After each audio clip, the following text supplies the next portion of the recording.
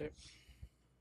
All right, ladies and gentlemen, boys and girls, we are live for the 2026 WNBA All-Star Game presented by Prize Picks. Almost 100 people already in the chat as we're going live. Welcome on in, everybody. Team Spoon taking on Team Coop tonight.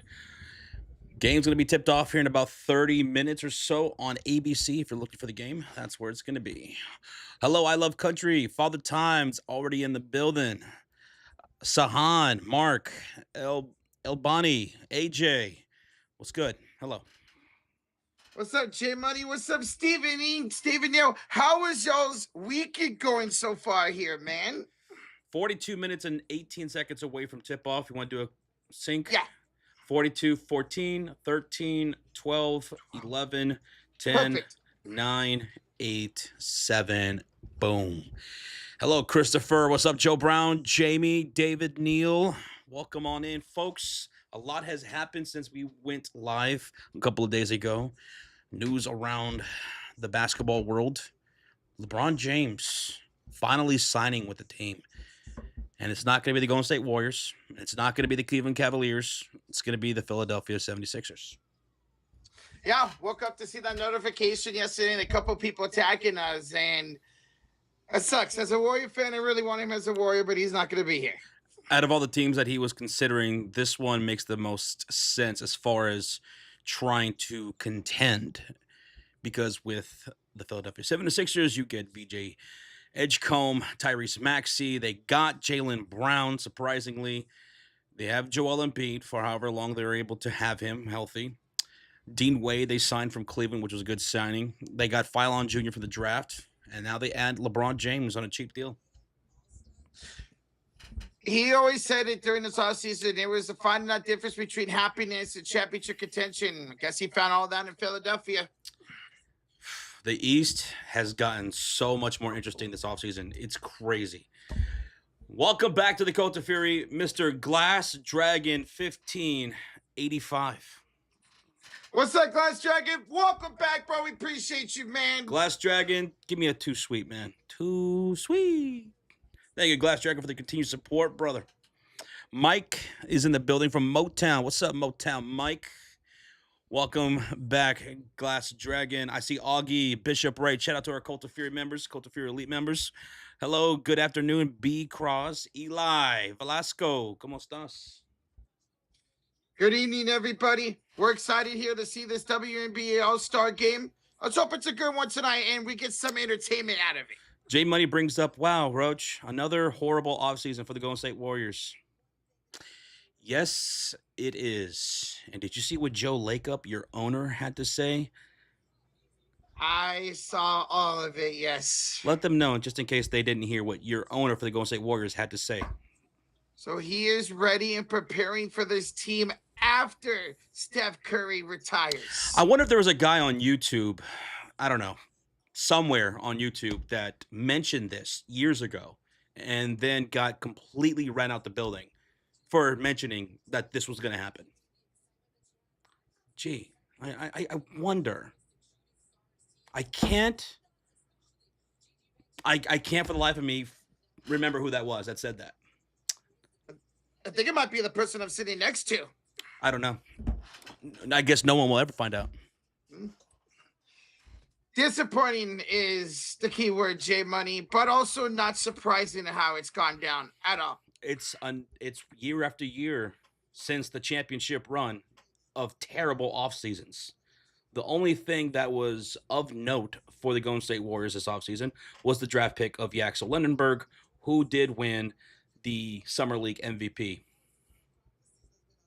And Steve Kerr's pretty much came out and said he's going to be a starter for us this season. So I'm looking forward to watching Yaxel this year. Yaxel's got the size. He's got the high IQ on the floor, the passing, playmaking ability, and also the shooting ability, which was on display during the Summer League.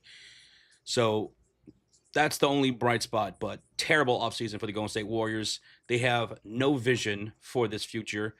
And then when I saw that Joe Lacob was saying that, talking about we're more geared towards the future past Curry, I thought The two teams that need to be talking right now, that have to be talking right now, are the Golden State Warriors and the New Orleans Pelicans. Pelicans didn't do anything this offseason. They got a collective group of talent over there. A bunch of talented guys, some of whom can't stay healthy and can't win games. The Golden State Warriors, if you're not going to trade Curry, they need to call up the New Orleans Pelicans and pluck some of that talent. And the New Orleans Pelicans need to acquire draft assets for the future to build around Derek Queen and Jeremiah Fears. And then I saw before we went live that did take place.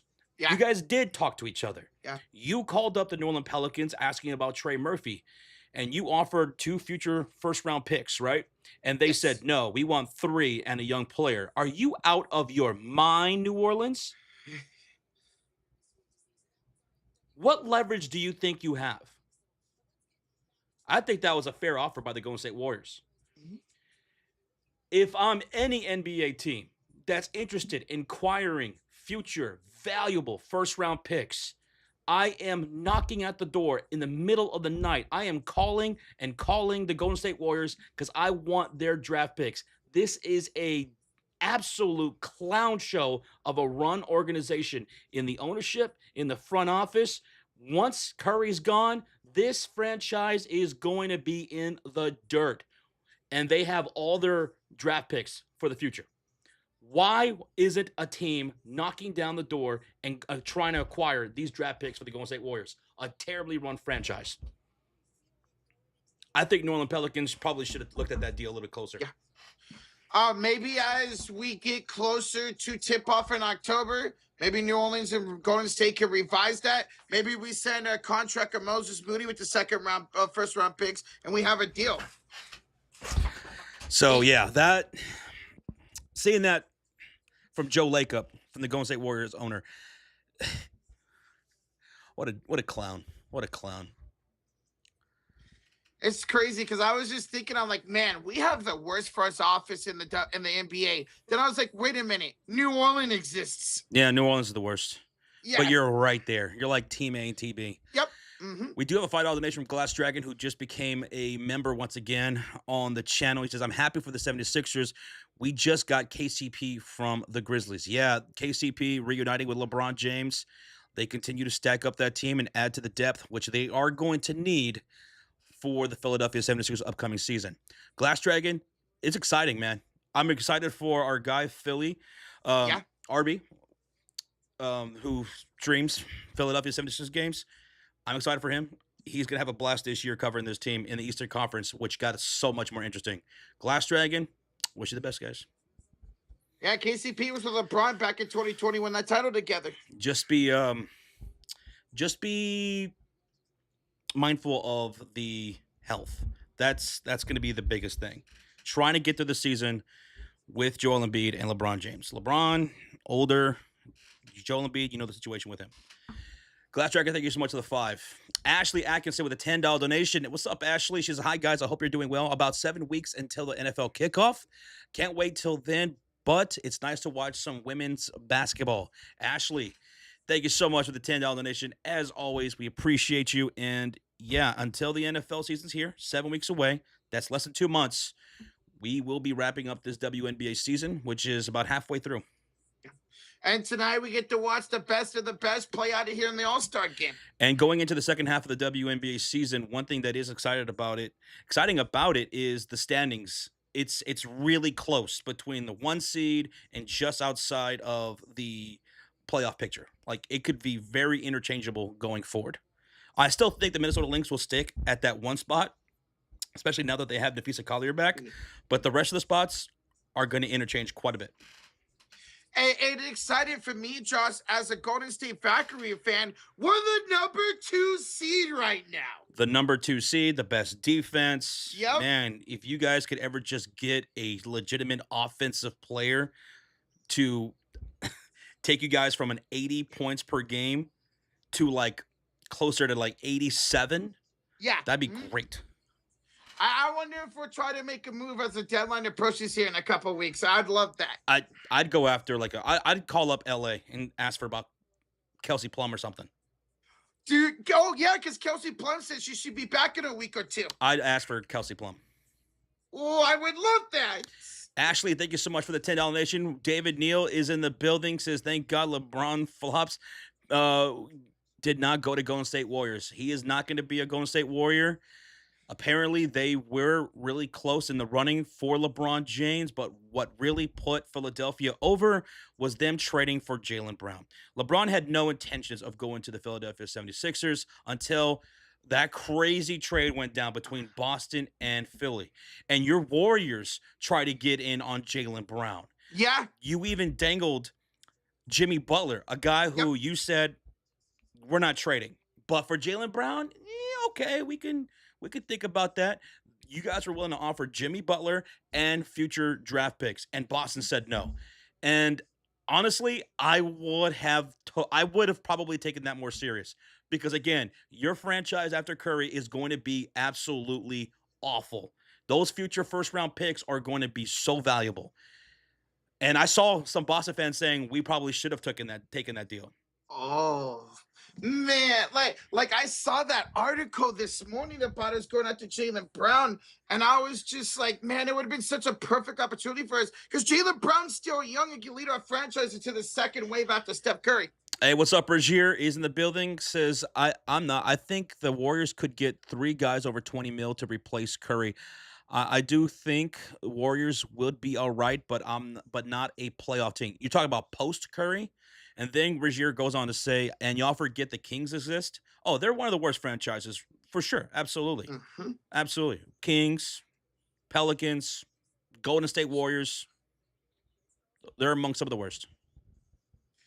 Well, and that's the one big thing that Joe Lacob said. The flexibility will have cap wise after Steph goes. But how are you going to get people to go to Golden State if you don't have talent over there? I did not forget about the Sacramento Kings. Remember, during the NBA draft lottery, I said I don't want them to get anything good because no player in that draft class deserves to go to the Sacramento Kings. And then what? They end up taking eight cuffs. So good luck to him. Yeah, GG's A-Cuff.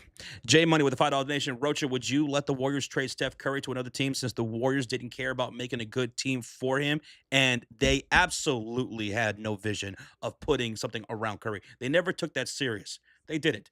The best you guys did was Jimmy Butler, but that didn't really make you a serious contending team. No, And then their next big move was Porzingis. He played what, 3.5 games for you guys? I don't know, something like that. something like that. Yeah. Now, for the longest time, I was against trading Steph Curry, but over the last couple of years of realizing how truly bad this front office is, if we're not going to have any vision for Steph Curry, then what's the point of him being on this roster outside of selling tickets? Father Time says, I think Curry should leave. Man, jeez. Again, I think there was some guy about 2-3 years ago that has been saying that because you guys had no vision. You guys had no vision and no serious. You guys did not take it serious to put something around Steph Curry to contend for the rest of his window that he has in his playing career, and he's still one of the league's best players, still one of the best shooters and league guards in the NBA. And you guys never were serious after that championship run. Never serious about it. And I asked a couple of years ago, I said, I think Curry should possibly be traded. If you're not going to put anything around him, if you're going to have another offseason, and then you guys went on to have 2 more terrible off seasons from that point. But I asked, would it not be worth it to trade Curry for future draft assets? Because you can get a haul for Curry and really try to build for your future. And I got eviscerated. And now look at everybody. All the Warriors fans I see on social media saying, nah, man, we should just get rid of Curry. Not get rid of him, but put him on a real contender. Do right by him, trade him. Oh. Now you guys want to talk about that.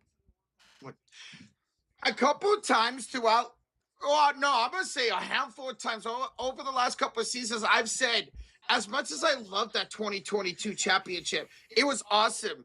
But I really feel like it kind of put our franchise into a whole different trajectory, thinking the two timelines worked. It was good. It was really good and unexpected. No one thought you guys were going to win the championship that year. It was a great run, but you could definitely see the writing on the wall throughout that season and throughout the playoff run. You could definitely see it with Klay Thompson. You could definitely see it with the trajectory of this future of this team. And now you're in a really, really rough situation. For those just tuning in, we're going to be live for this WNBA All-Star game, but we're talking about some NBA news because some big things just happened in the last couple of days that we're talking about. LeBron James going to Philadelphia 76ers. They are looking really interesting with that starting five. And then for the Golden State Warriors, who missed out on LeBron James and what they're going to look like. Which I am not looking forward to this season as a Golden State Warrior fan outside of Yaxel. But hey, J Money, thank you so much for the $5 donation, bro. Thank you. What about your team, the Bulls, Josh? Asked Matthew. The Chicago Bulls, I thought, were for quite a while also one of the worst run franchises. There was no doubt that we were. We were a stubborn team that was going nowhere, that we sat on our assets way, way too long before trading them. And when we did trade our real legitimate assets, we got very little to no value in return because we waited too long. And then we completely cleaned house. And so far, with the new regime, it's been pretty good. And it's exciting. And it's brought excitement back into Chicago. But up until just like months ago, Chicago was also a terribly run franchise under Mark Eversley and Karnisovas. But now look at Caleb Wilson looking like the potential face of the franchise, man. Mofo's in the house who says, "What's up, guys? I told you, Rocha, LeBron was not going to join the Warriors. LeBron doesn't know how to succeed in the West. His comfort is in the East." By the way, have y'all seen Tony Romo's mugshot? Wait, what? What do you mean Tony Romo's mugshot? So 2 nights ago, Tony Romo got arrested for driving under the influence. I did not know this. And his mugshot is going viral because he's kind of like smiling in it. Oh, I have not seen this. I did not know about this. That's crazy. Oh, wow. Yeah. Driving under the influence? Unfortunately, yep. And Regier says, Josh, if I'm being honest, I think the 76ers have the top 5 worst benches in the league in the upcoming season. Just awful. I agree. It's not very good depth. Some of what you're relying on is a rookie in Phylon Jr. And don't get me wrong, I love this dude. He was really good coming into the draft. But the depth isn't exciting with the Philadelphia 76ers right now. Another thing that I'm also concerned about with them is their defense, especially in the front court. Even if it's healthy, it's got some huge holes and question marks. The one thing, being a Golden State Warrior fan, when you have all this talent and all this money into your starting lineup, you're not going to have a good bench at all. You're going to rely on these veterans to play well and stay healthy this season to win it all. I think Philadelphia defensively, with the way they are built, I think they're gonna have some trouble with teams like Indiana. Now that they're back, Indiana's gonna give them problems. So is New York. Toronto, I think, is gonna give them problems, matchup problems. So their bench is going to be a really big problem this year. Let's see if they can add any more. There's still people out there that can try to sidetrack Venom. I don't know where Philly's odds are at right now for the championship, but in the Eastern Conference, as it stands right now, I would still take New York over them. I would take Toronto over them. I would take, I think I take Boston over them.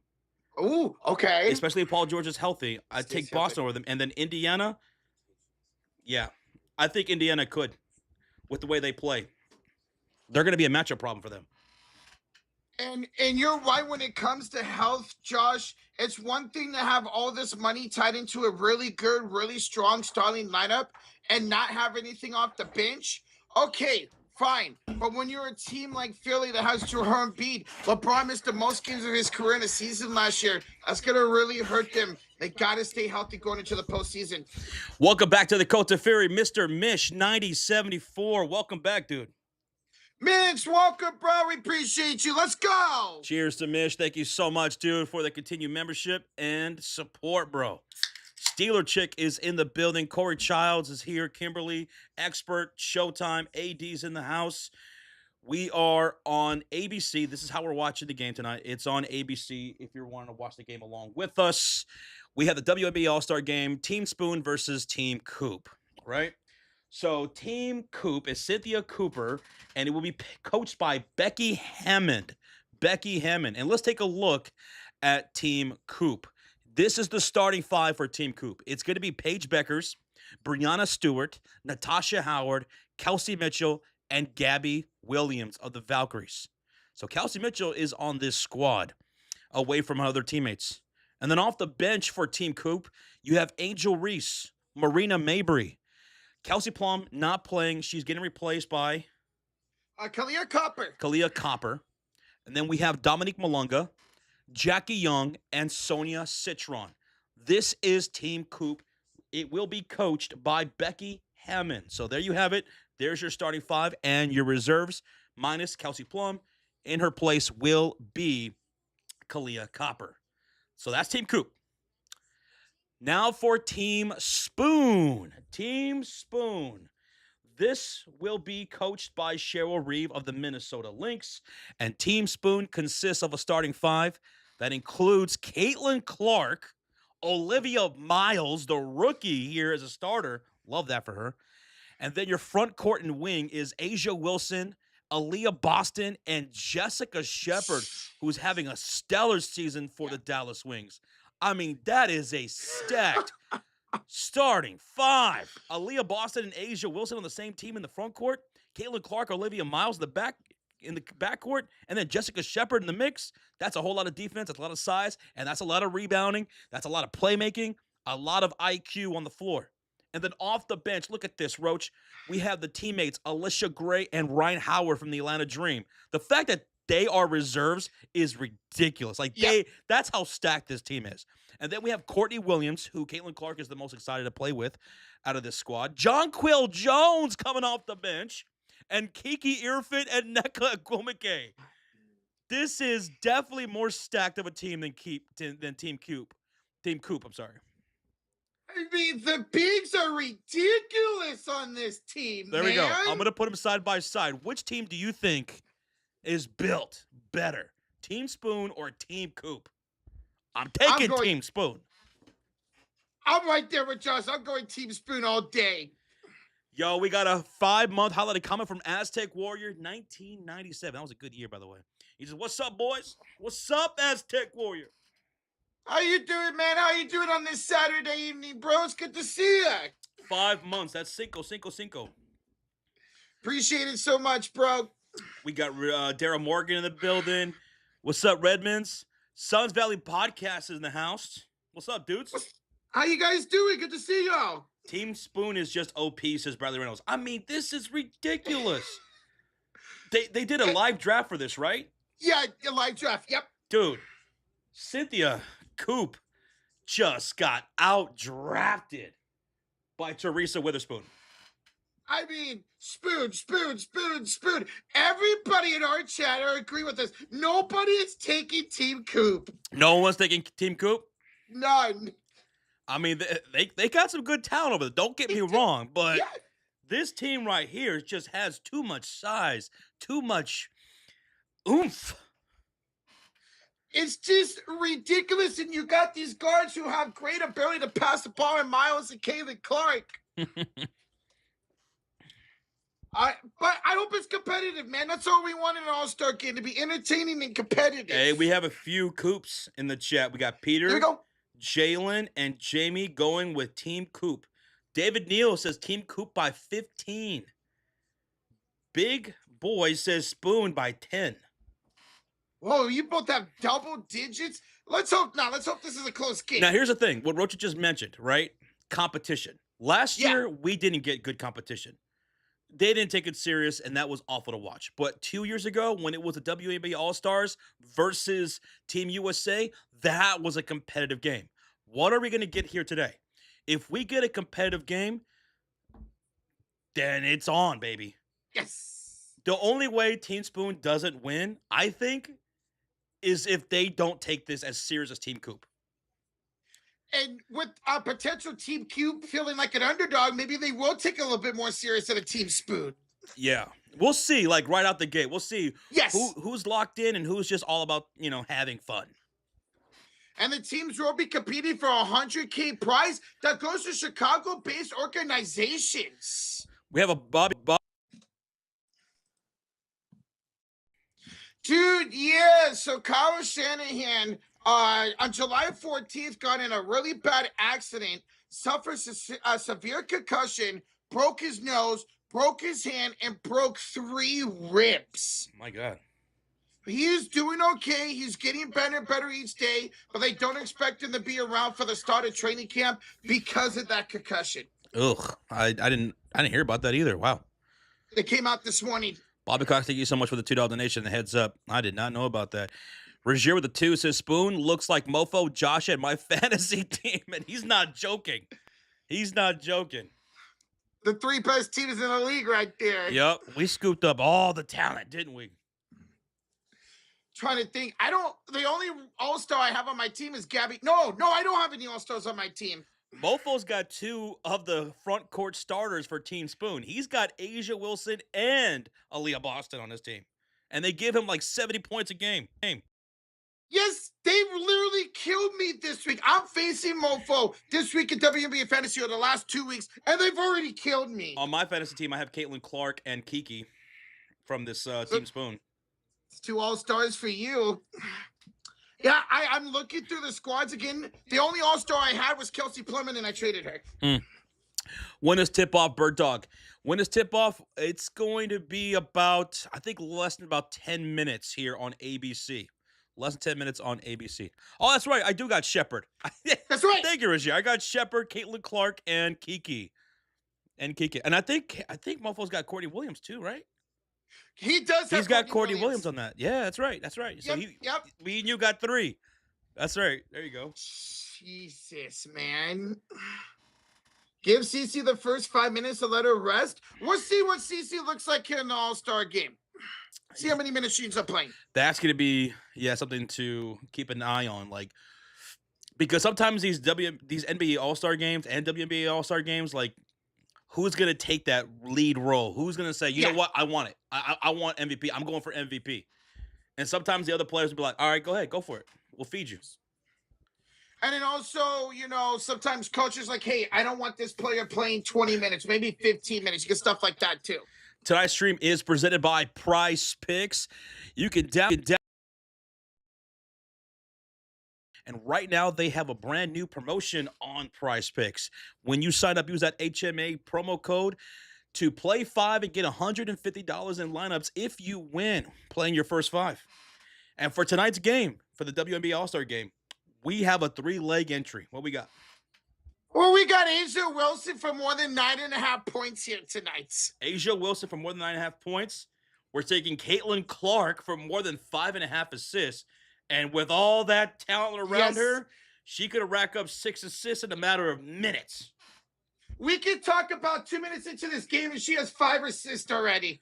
Paige Bueckers from Team Coop will take her for more than 9.5 points. I could definitely see Paige Bueckers being like the most serious from her team and saying, I want to win MVP, and go out there just hit nothing but mid-range shots. Like right when you said, Josh, who's going to take over this game and say, hey, I want it more? In my head, Paige Bueckers popped up right away. Okay. So that's our 3-leg entry over on Prize Picks. You can also follow us on Prize Picks at The Sports Fury. Our affiliate link is in the description down below. The game's going to be on ABC.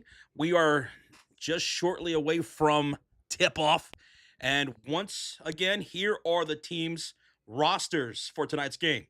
You have Team Coop, led by Paige Bueckers, Kelsey Mitchell, Breanna Stewart, Natasha Howard, and Gabby Williams, with their reserves being Angel Reese, Dominique Malunga, Jackie Young, Sonia Citron, Marina Mabry, no Kelsey Plum, in her place, Kalia Copper.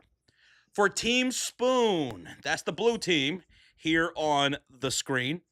They're led by Caitlin Clark, Olivia Miles, Asia Wilson, Aliyah Boston, and Jessica Shepard, with the reserves being Alicia Gray, Ryan Howard, Jonquil Jones, Courtney Williams, Kiki Irfin, and Nneka Agwumike.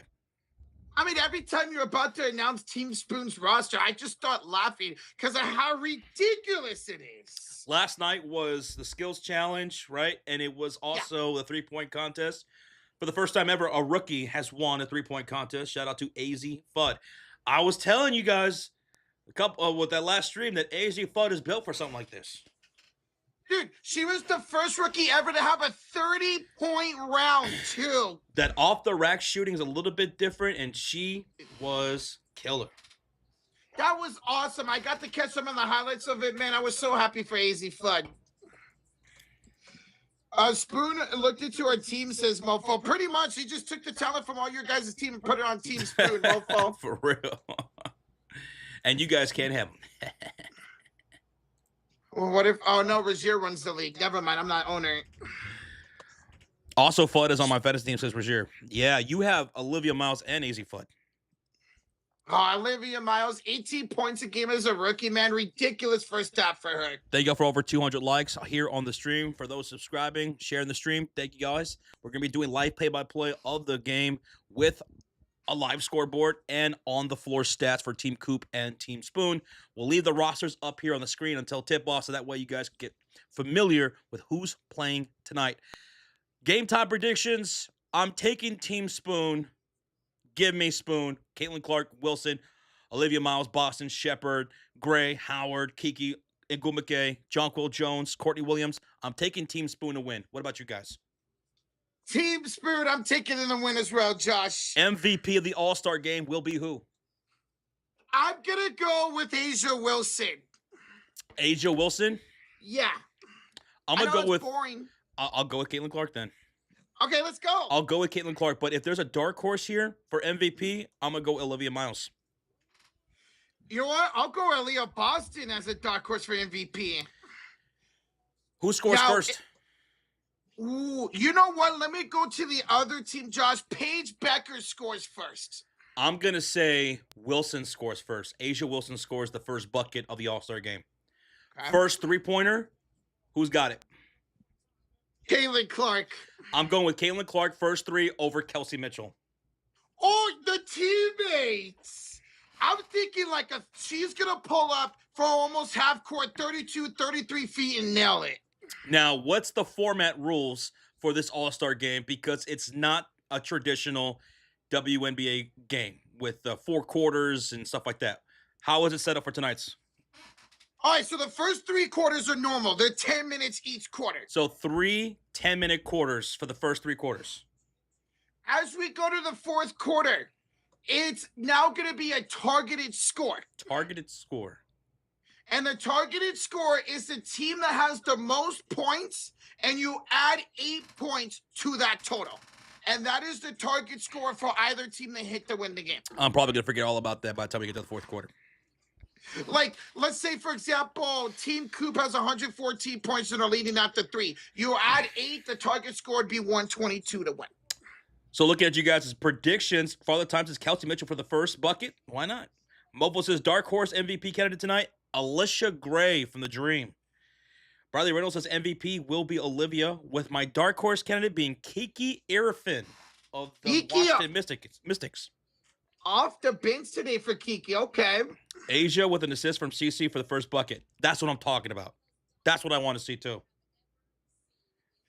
I want to see Caitlin pull up for Steph Curry territories and make one here in this All-Star game. Over-unders 271.5, says Rozier. Over-unders 271.5 total points. You taking the over or under here in Chicago? You know what? I want it entertaining. Let me get the over. You're taking the over? Yeah. I'll take the over as well. It's an all-star game. Come on. We're going to see not a lot of defense and a lot of scoring here tonight. That's correct. How do they determine the target score? So, again, as we go to the fourth quarter, the target score will be 8 points. Now, remember, this format originally started in the NBA the year Kobe Bryant died. That was right. That's right, yeah. And that's when they turn into the 8 points as a target score. So that's where they get that from. And you know what? I remember that game being great. Yes! Because you know what? The most important thing, the thing that really matters is, are the players and the teams going to try? If they're going to try with all this talent, it's going to be a good game, whether it's NBA or WNBA. And for that game, in respects to Kobe, everyone played down to the wire. That was a good game. I want to see the competition here tonight. I want these two teams to go at it. And we saw in the NBA All-Star game this year when they had that little tournament, we had them being competitive, led by Victor Wembanyama. So let's see that carries over to the WNBA this year. Some other little things that could happen in this game. I would love to see Paige Bueckers against Jessica Shepard on one-on-one and see what happens. See if Paige can either hit her with that little mid-range turnaround shot, or Jessica Shepard, who's been having a great season, just block her. Something you mentioned when we saw the Fever versus the Storm. Will Malonga try to dunk tonight? That's right. Dominique Malonga is capable of dunking. She has dunked in international play. Dominique Malonga has dunked in Unrivaled. Yeah. Will she dunk tonight? Will we see a dunk by anybody? But the one that's the most likely to do it is Dominique Malonga, because she can do it. She can do it easily. I don't know if she's going to be able to do it. I think she's going to go for it. I think she's going to try it tonight. If she does, I'll give 5 memberships. You know what? I'll match. I'll also give 5 memberships because that'd be awesome. Empathy says, I want to see Kelsey Mitchell versus Cece. Oh, yeah. Everybody wants to. Everybody wants to see the one-on-one of Kelsey Mitchell and Caitlin Clark. Oh, yeah. Oh, yeah. Both ways. I'm talking about Caitlin on Kelsey, Kelsey on Caitlin. I wouldn't even doubt that whoever team wins the tip, whether it's Mitchell or Caitlin Clark in offense, I guarantee you we're getting at the first possession of the game. Bradley says no dunks. No dunks. No but dunks? Jaylene says yes, there will be a dunk. I hope you're right, Jaylene. That'd be so much fun to see that tonight. Jaylene, yes is yes. Let's go. Malonga dunk would be epic hijinks. Yes, it would, bro. Rozier says, Josh, this All-Star game is going to mean something, I think, to the players because it's the 30th anniversary for the WNBA All-Star game. Then I want to see it. I want to see it because 2 years ago, we had a competitive All-Star game, and it was amazing. I was blown away by it. It was way better than the men's All-Star game. I want to see that again tonight. It's crazy you mentioned that because over the last couple of days, clips from that All-Star game 2 years ago have been popping up all over my social media. Rozier says, Josh, I want to see Kelsey Mitchell have the ball and get doubled by Caitlin Clark in Boston. And I'll be honest, I think she'd cook them both. Ooh. And that's no disrespect to Caitlin in Boston, but Kelsey is just too fast. Especially on the open court, she's too fast. You're not getting anybody to catch her. She'll hit that one dribble move, go right around Boston, and she's gone. But then if you do that, hello, there's Asia Wilson in the paint. Mark says, who fouls out first? I don't think anyone fouls out in this All-Star game. I don't think players are going to get enough playing time to foul out in the All-Star game. Will there be a tech, though? I'm going to say no. No. That would be funny, though. We got one in the All-Star game. Right now on ABC, they're doing the player intros for Team Spoon. They just got done with that, and they're going to do Team Coop. So we'll leave the rosters on the screen here for you guys still to look at. Familiarize yourself with the two rosters. But Team Spoon will be the blue team, and Team Coop will be the orange team. And now here comes Team Coop. Coop! Once again, the starting 5 for Team Coop will be Paige Bueckers, Breanna Stewart, Kelsey Mitchell, Natasha Howard, former Fever, and Gabby Williams. The starting 5 for Team Spoon was Caitlin Clark, Asia Wilson, Olivia Miles, Aliyah Boston, and Jessica Shepard. I don't think it's talked enough of how great of a season Natasha Howard is having this year. She's been incredible. Seen some of her highlights, man. She's so much fun to watch. Rozier says, imagine Clark gets a tech and misses the next game. I think that's one more tech for Caitlin Clark, and she is suspended. But does that count for the All-Star game, right? This is exhibition game. Yeah, this wouldn't count. But that would be funny if Caitlin's like, you know what, I'm going to get a tech because it's not going to count. By the way, I think she does. I think she's going to get another tech, and she'll be suspended for one game. I don't think she really cares about that, to be honest. I don't think she cares. She's going to say what she's got to say out there. I got you, Rozier. Shane, you're also going Miles for MVP. That was Josh's dark horse pick. Some of you guys are picking Olivia Miles to be MVP tonight. That would be insane to have the 3-point contest won by a rookie last night and to have All-Star MVP be a rookie tonight. That'd be a great look for the WNBA. Roach, can you check Twitter? I don't see the tag. Yeah, I got you. Will there be any defense tonight, says Mark? That is a good question, and I'm hoping so. I want to see defense like we saw in the All-Star game 2 years ago.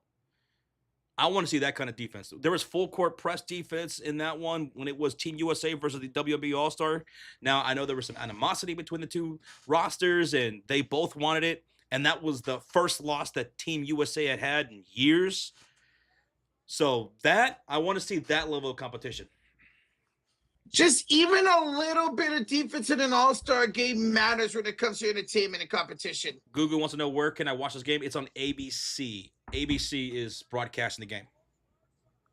And Rozier, you got to retag because your tag did not go through. Retag us.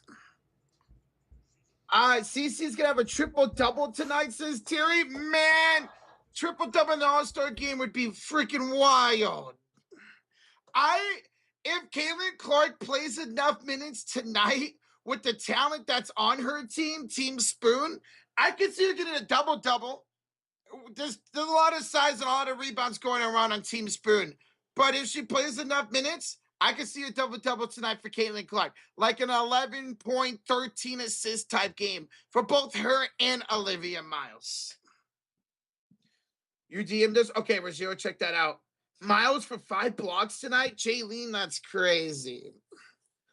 Alex, a Cult of Fairy Elite member for 3 months. Hey, brothers, how are you? And hey, can you say happy birthday to my 63-year-old mom, Kelly?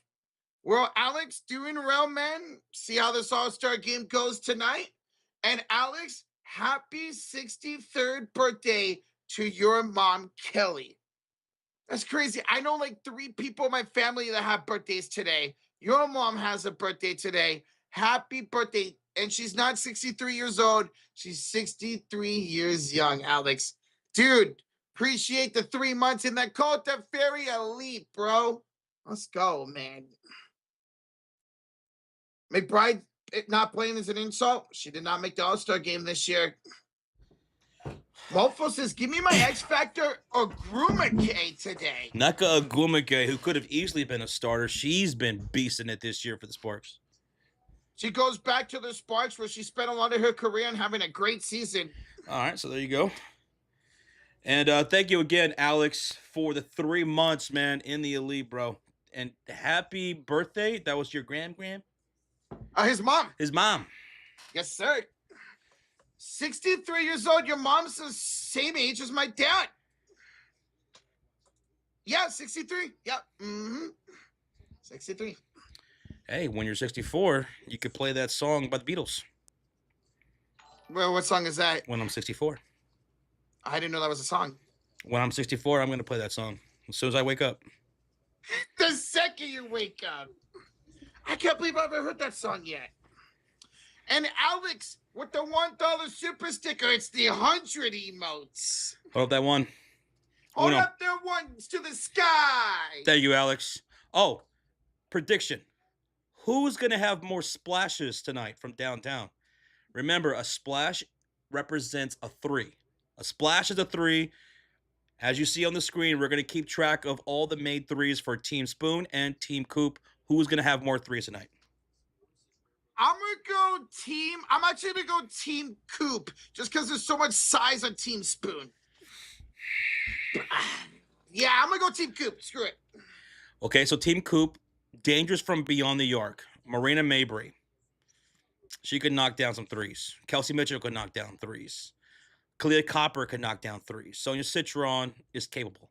For Team Spoon, of course, Caitlin Clark. Olivia Miles. Aliyah Boston has been knocking down the 3 ball this year. Yep. Alicia Gray, Ryan Howard off the bench. Courtney Williams. I'm going to go 17 to 15 Team Coop. Give me like 9. No, give me 20 to 19. No, 21-20 Spoon. Ooh, that would be crazy amount of 3s. 41 combined 3s. I see us play chat. Spoon and Coop. Mofo's going with Team Coop. Okay. Who was the team captains? I don't know who was named team captains, but for me, on the stream, I named Caitlin Clark team captain. She's on the scoreboard. And Team Coop, team captain for the Sports Fury, is Paige Bueckers. And that makes a lot of sense. I love Paige and Caitlin Clark. In reality, it's probably going to be Asia Wilson. Yeah. And Breanna Stewart. Yeah, Stewart, yep. They have one of the most votes in the league. Now, if I would have chosen Team Coop tonight, I would have chosen Paige Bueckers to win MVP. I don't know. I'm with Josh. I think she's going to have a big night tonight. All right, we're getting ready for tip-off. Once again, we're both going for Team Spoon to win. The game's on ABC. We're getting ready for tip-off here in Chicago, Illinois. Go, guys. Hit that like button. We're 50 away from 300. Let's have a fun all-star game this year. Hit that thumbs up. If you're brand new, hit that subscribe. We're going to be doing live play-by-play of the entire game with the live scoreboard, and on the right side of the screen, live on the floor stats for Team Spoon and Team Coop. Shane says, give me Caitlin for 5 threes today. 5 threes, Caitlin? Yeah. All right, I could see that. I could see her having 5 threes, and I could see Marina Mabry having like 4 or 5 herself, too. I think Mabry's going to end up leading the all-star game in threes tonight. All right, we have, oh my God, a $50 donation. Levers is yo, bros. I'm watching TV tonight, but I'm dipping by for y'all a drink. And thank you for your coverage. Coming in clutch where we need you. Have a drink on me, bros. Go Fever! Lever, cheers just as you do that. There you go. There's a cheers, bro, for you, bro. The tip is off, and we have Kayla Clark for 3, and she bricked it. I caught it. I thought she'd pull up for like 30 feet to try. All right, here we go. Here comes Coop. Team Coop, led by Paige Bueckers, shooting on the right side of the court. And a pass, cross court, stolen up by Caitlin Clark. Caitlin with the first bucket off the steal. Team Spoon is on the board for the first bucket. Caitlin with a steal and score. That's milk and cookies. And now here's a 3 up by Howard. No good. Offensive rebound, Kelsey. Back to Howard, the former Fever. Step back 3. That's no good. Stewart tips the rebound out. Now here's a deep 3 by Gabby. That's no good, and Miles the rebound. Here comes Team Spoon shooting on the left side of the screen in their blue jerseys. Caitlin for 3. Caitlin drains it from downtown. That's splash number 1 for Caitlin and Team Spoon. Gabby Williams for 3. No, it was Kelsey Mitchell. Oh, that was Kelsey? Back-to-back threes for Mitchell and Clark. That happened so fast. And then Clark tries to give it to Boston and throws it away out of bounds. Dude, thank you again, Lever, for the $50 bomb right when the game was beginning. Let's go. Thank you, man. That's awesome. All right, here comes Team Coop shooting on the right side of the screen with Paige Bueckers out there with Mitchell, Williams, Stewart, and Natasha Howard. Paige for a wing 3 over Boston. Off the iron, out of bounds. It's Team Spoon ball with 8:33 left to go in the first quarter. Team Spoon leads by 2 points, 5-3, with Caitlin Clark having all 5 points. Caitlin is out there with Olivia Miles, Boston, Wilson, and Shepard. Shepard to the left elbow. Here's the 3, no good. Oh, Caitlin Clark almost stole the rebound, but it goes out of bounds. Dude, Caitlin's trying for real. Yes. Caitlin's out there not playing. She's not playing any games. She's out there for real, for real. Maybe she's the one that wants to step up and win MVP. Here's Natasha Howard from downtown. Natasha Howard with the splash. Team Coop takes the 1-point lead, and they lead the splash battle by 1. Caitlin from 30 feet. Caitlin Clark from downtown. CC for 3. Oh, she's putting on a show, folks. Gabby Williams, a 1 for 3 is good for Gabby. Gabby Williams knocks down the splash. And here is Shepard the other way. Shepard with the bucket underneath the rim. And it's 10-9, led by Spoon. 7:40 to go here in the first quarter of the All-Star game. Gabby the Kelsey Mitchell. Kelsey rims out the 3. Shepard with the rebound. Jessica, and in the forecourt for Caitlin. Pulls from way downtown. Got another one. What did I tell you about Caitlin? What did I tell you? 11 points for CC. She's 4 for 5. 11 points. 3 for 4 from downtown. Breanna Stewart attacks. Stewie with the layup up and good. It's a 13-11 ball game led by Team Spoon. Caitlin, stopping pop 3. No good. Aliyah Boston gets the rebound. Back to Caitlin. Inside for Shepard. Kick out Boston. Left corner 3, no. Rebound Caitlin. That one's no good. Rebound inside. That one's no good. Miles the rebound. Throws it inside, and finally a score for Wilson. 15-11. Here comes Team Coop down by 4. Gabby Williams into the front court. Cross-court pass to Paige Bueckers over to Breanna Stewart for a catch-and-shoot 3 off the iron. Chasing down the rebound is Jessica Shepard. Shepard, Wilson, down the lane. Layup is good. 17 11 lead for Team Spoon. Wilson's got 4 points. Now it's Paige Bueckers going coast to coast. Oh, she stopped. Kick it out to Gabby. And Gabby misses the 3 miles with the rebound. Olivia Miles behind the back pass. Caitlin Clark into the front court. And Kelsey Mitchell comes up with a steal on Caitlin. She was so happy when she did that too. Stewie inside. Kick out. Kelsey Mitchell misses the 3. Rebound inside picked up by Howard to Stewie. Back to Howard. She misses. Miles with the rebound. Olivia up for Wilson. Bounce pass to Shepard. Lobs it for Wilson, who goes off to bake the score. 19-11 lead for Team Spoon. And Wilson's got 6 points. 11 for Caitlin Clark. Jessica Shepard with 2. Gabby inside for Stewie. Stewie would kick it out to Natasha Howard. The Paige. Bounce pass to Mitchell. Straight away 3. Kelsey misses again. Long rebound goes up to Gabby. Gabby floats it up. Down short. Miles another rebound. Go, go, go. Olivia just slowly making her way to score. Her first bucket of the game. It's a 21-11 lead. Team Spoon on an 8-0 run in the last minute 45.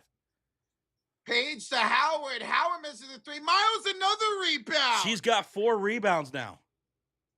Here's Caitlin way downtown. That one is short. Stewart the rebound. What's up, Mish? What's up, SBI? Spa. Olivia Miles gonna foul. We're gonna get a whole bunch of substitutions here. All right, a hockey change. For both teams, too. Caitlin knocking down some threes already. She's hit a few of them. She's 3 for 4 for down, 3 for 5 for downtown, 11 points for Caitlin. You said 5 threes for Caitlin Clark? Three so far, 3. No, you said pregame 5 threes for Caitlin Clark. You're right. She's already got 3. It's going to be Team Coop basketball down by 10 points. They have Angel Reese, Copper, Mabry, Jackie Young, and Citron all on the floor, shooting on the right side of the court. Citron to the right elbow. Here's a 3 by Mabry. First bucket for Mabry. Team Spoon has Olivia Miles, Caitlin Clark, Boston, Wilson, and Shepard on the floor, shooting on the left side of the court in their blue jerseys. Here's a nice spin move. Layup is good for Jonquel Jones. Oh, Jonquel Jones checks in, gets the pass, and gets the score on a spinish. Mabry way downtown. I thought Mabry was going to get 4 or 5 threes. She's got 2. Here's now a deep 3. That one's no good, and a rebound by Team Coop. And then a steal right away for Ryan Howard. Howard, and to Gray, her teammate for 3. No, Howard gets the on rebound to Courtney Williams. She hits the 3. Blue hair, don't care. Knocks down a splash. 26-17 lead for Team Spoon. Kalia Copper. Top of the key to Kiki. Hands it off. Here's Jackie Young for downtown. That's no good. And a rebound here by Team Spoon. They're quickly going to the front court. Alyssa Gray for 3. That's good for Alyssa Gray. Alyssa Gray knocks down the splash. Let's go. 29-17 lead for Team Spoon. We got 3:30 to go in the first quarter. Kalia Copper, air ball. We're getting a lot of 3-pointers attempted here as we get a commercial break with 3:31 to go. It's an official timeout. I mean, for Team Spoon, they've taken 11 3-point attempts. They've made 5. Team Coop has taken 17 out of their 20 field goal attempts from downtown and made 5. It's Team Coop that's shooting nothing but threes. Team Spoon has made 5 out of their 11 attempts. Yeah, when you have somebody like Asia Wilson and Jessica Shepard inside, Wilson with 6 points, all of those came from inside. There's no defense really being played. No one's trying on defense. The rebounding effort isn't there either. So right out the gate, it's a lot of chunking up threes, no defense, and no real true effort defensively, except maybe Olivia Miles. We see Caitlin Clark, people are going to steal, and then Kelsey Mitchell got a steal on Caitlin Clark. Yeah, that's right. Caitlin Clark and Kelsey Mitchell each with a steal. That was fun because right after she got the steal, Kelsey was just fist pumping like, I got Caitlin. What's up, Fernando? How you doing? Fernando, welcome on in, man. You've been watching sports for over 35 years, and you guys should have greeted already. You guys have the natural way of getting to the attention. Hey, thank you, Fernando. Appreciate that, dude. Hey, we appreciate the kind words. That's awesome, Been man. watching sports for 35 years. Since the 80s, huh? I've been watching sports for 30 years now. I just turned 30. Brooks Tipton says midseason is now. So what team do you think is taking the chip this season? Brooks, I would say it's Minnesota Lynx. Minnesota has been the number one team all season long without Nafisa Collier, and now she's back. And when she came back, she dropped 24-10 in her debut. Are you kidding me? Yeah, I'm taking the Lynx to win it all. I want to say bias and say the Golden State Valkyries because we're the number 2 team right now. But I'm with Josh. It is going to be the Minnesota Lynx. They're just so good with the addition of Olivia Miles. Who's your daddy says right now it's run and gun. It's a run and gun type of tempo for this game right now. I would like to see as the game progresses, the defense step up and the effort showing up a little bit more. But right now, everyone's just kind of doing what he just said, running, gunning from 3. Boom. And so far, Caitlin Clark has 11 points with 3 made threes. Mabry's got 2 made threes. Alicia Gray just hit a 3. Who else hit a 3? Courtney Williams also hit a 3. Natasha Howard, Gabby Williams, Kelsey Mitchell have also hit a 3. Yeah. And for the threes for Caitlin Clark and Marina Mabry, they've been 30 or more feet. They've been bombs for those two. Shatan 1234 thoughts on the NBA offseason this year. It has been one of the craziest offseasons and shakeups I have ever remembered. This NBA season is going to be stellar. There are many teams that could win this championship. They can go on a deep run. There'll be some favorites, but I think this is a pretty open-ended season. The Eastern Conference, you can't call it weak anymore. The Eastern Conference is the black and blue conference. It's very good defensively. There's a lot of depth, and there's a lot of teams that are going to be contending out of the Eastern Conference. The East took the championship this past year over the West by the New York Knicks doing it. Indiana Pacers are coming back into contention next year. East is here. It's going to be so much fun. The offseason started with that Giannis trade, man, and it's been chaotic ever since. Yep.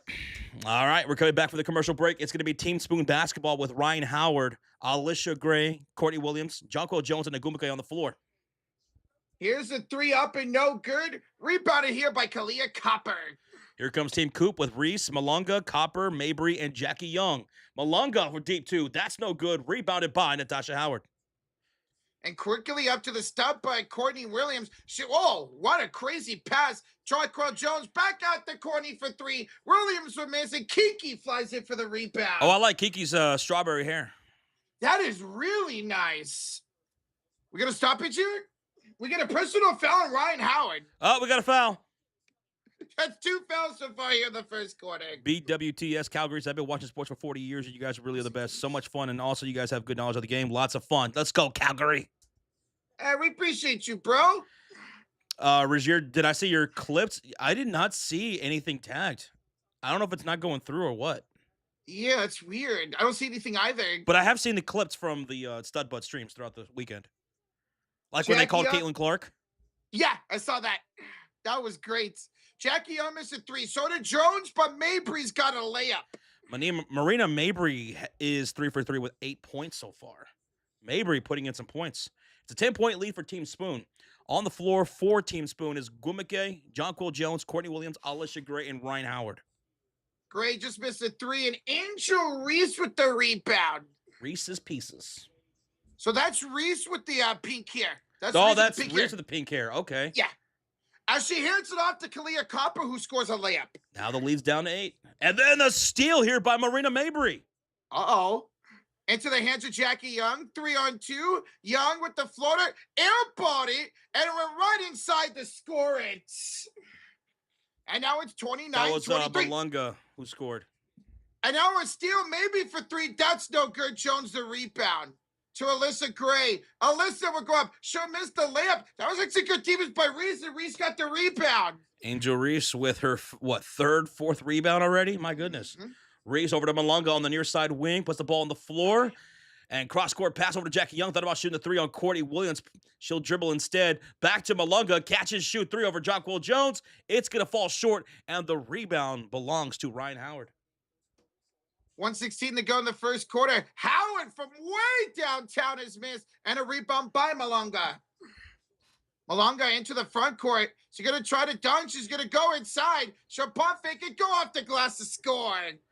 It's a 4-point game, 29-25 with under a minute to go for Team Spoon. They have the ball. Courtney Williams sets up Jonquel Jones, who rattles in the three. Got that little friendly roll right there to make it 32-25. That's a toilet bowl flush. 6 made threes for Team Spoon. 45 seconds to go for Breanna Mabry for Team Coop. Kick it out to the top of the key for Malonga. She's going to go inside. Lay it up. Oh, she missed the layup. Mabry gets the rebound. Mabry puts up the three and knocks it down. Breanna Mabry now tied with Caitlin Clark with 11 points, and she is 3 for 4 from downtown. Now here's a three deep by Ryan Howard. Let's go, Ryan Howard. Okay. 35-28. Quickly, Breanna Mabry again. She's got 4. She's got 14 points and 4 made threes. She's making a case for MVP right now. Stop by. Courtney Williams for 3. No good. Alyssa Gray the rebound. Kick out to the right corner. Our Gruber K misses the 3. Malonga the rebound. 6, 5, 4. To a wide open Angel Reese. Kick out. Mabry 3 again. Got it. Oh, my goodness. Oh. It's a 1-point game to end the quarter. Breanna Mabry, 17 points. She's the leading scorer through 1 quarter. Mabry is just lights out right now. She didn't win a 3-point contest last night, but she's winning it right now. She's 6 for 7 with 17 points. I was saying it. I thought maybe Mabry would be the one to have the most threes tonight. 5 or 6 from downtown in that first quarter. She's looking like MVP right now. Breanna Mabry of the Toronto Tempo. Caitlin Clark, for the record, 11 points on 4 for 8 shooting, 3 for 6 from downtown. So she was shooting pretty good as well. So 11 points for Caitlin Clark, 17 for Breanna Mabry.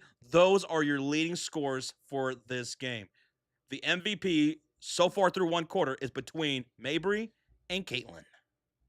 And what was great, Josh, is Team Spoon was up like 15 points. Now we got actually competitive game. It's a 1-point game. Well, they just started knocking down their shots. Yes.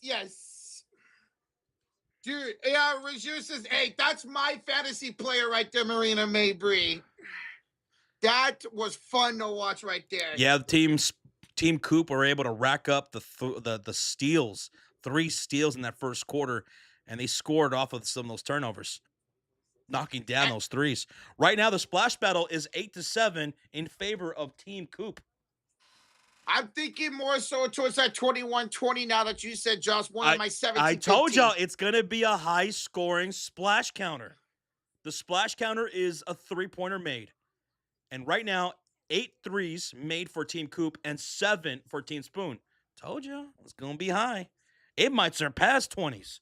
Yeah, with the amount of 3-pointers taken right now for each team, it might get into the 30s. Who knows?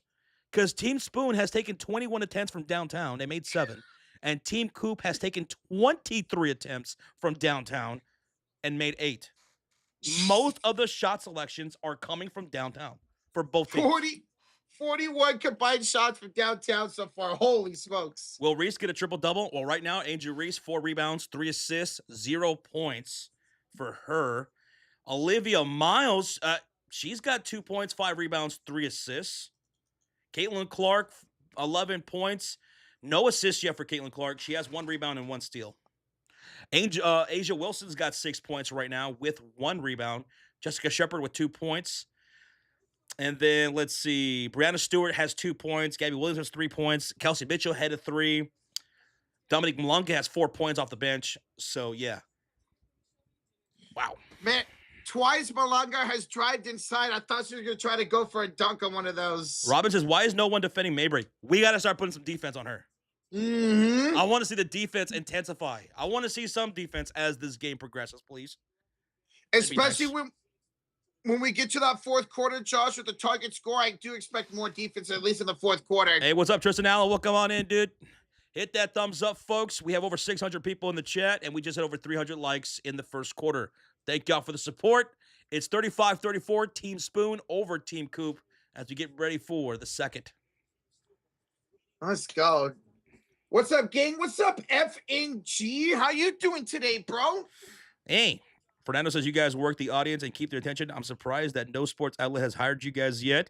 You both got that natural talent to be announcers. I really appreciate you guys. I like being right here on YouTube, so that way we can do whatever we want, say whatever we want, you know? Absolutely no filter here. You think they let Rocha on ESPN as much as he farts? I don't think so.